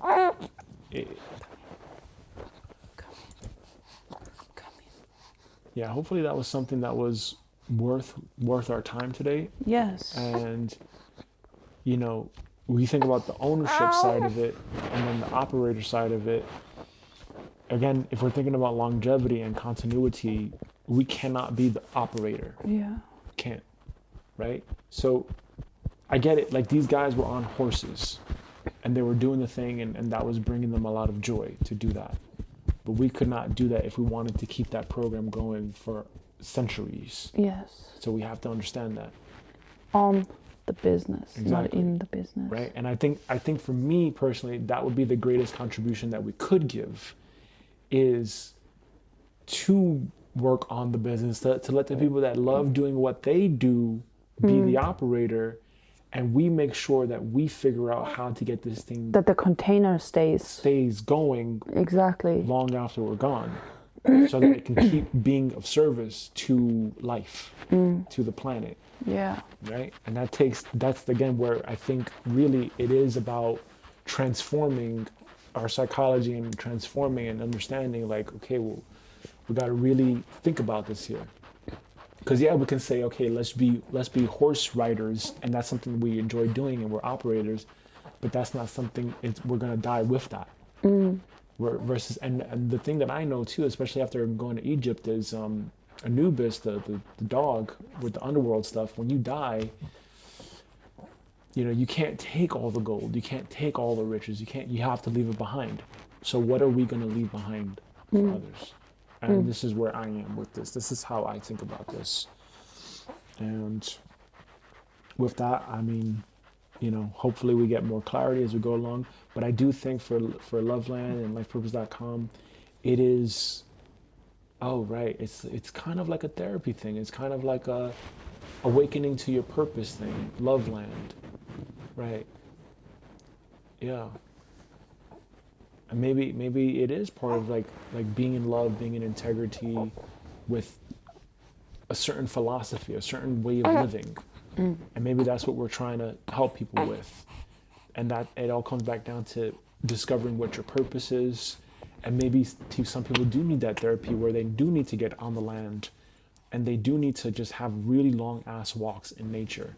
Yes. And just ask themselves, okay, well, what am I doing? What am I here to do? And just really sitting with that for a while. And maybe that could be even like a rehabilitation program for some people too.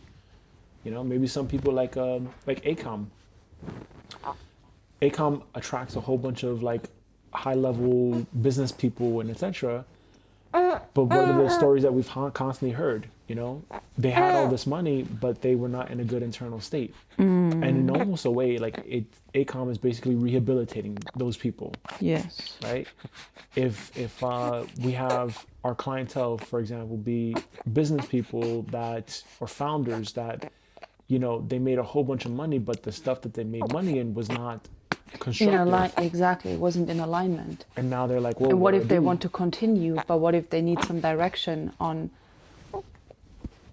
What do I evolving? do? Right. Then maybe they see like, okay, like I still have a chance to redeem myself here, and Come on, boy, what is it? maybe he just wants quiet.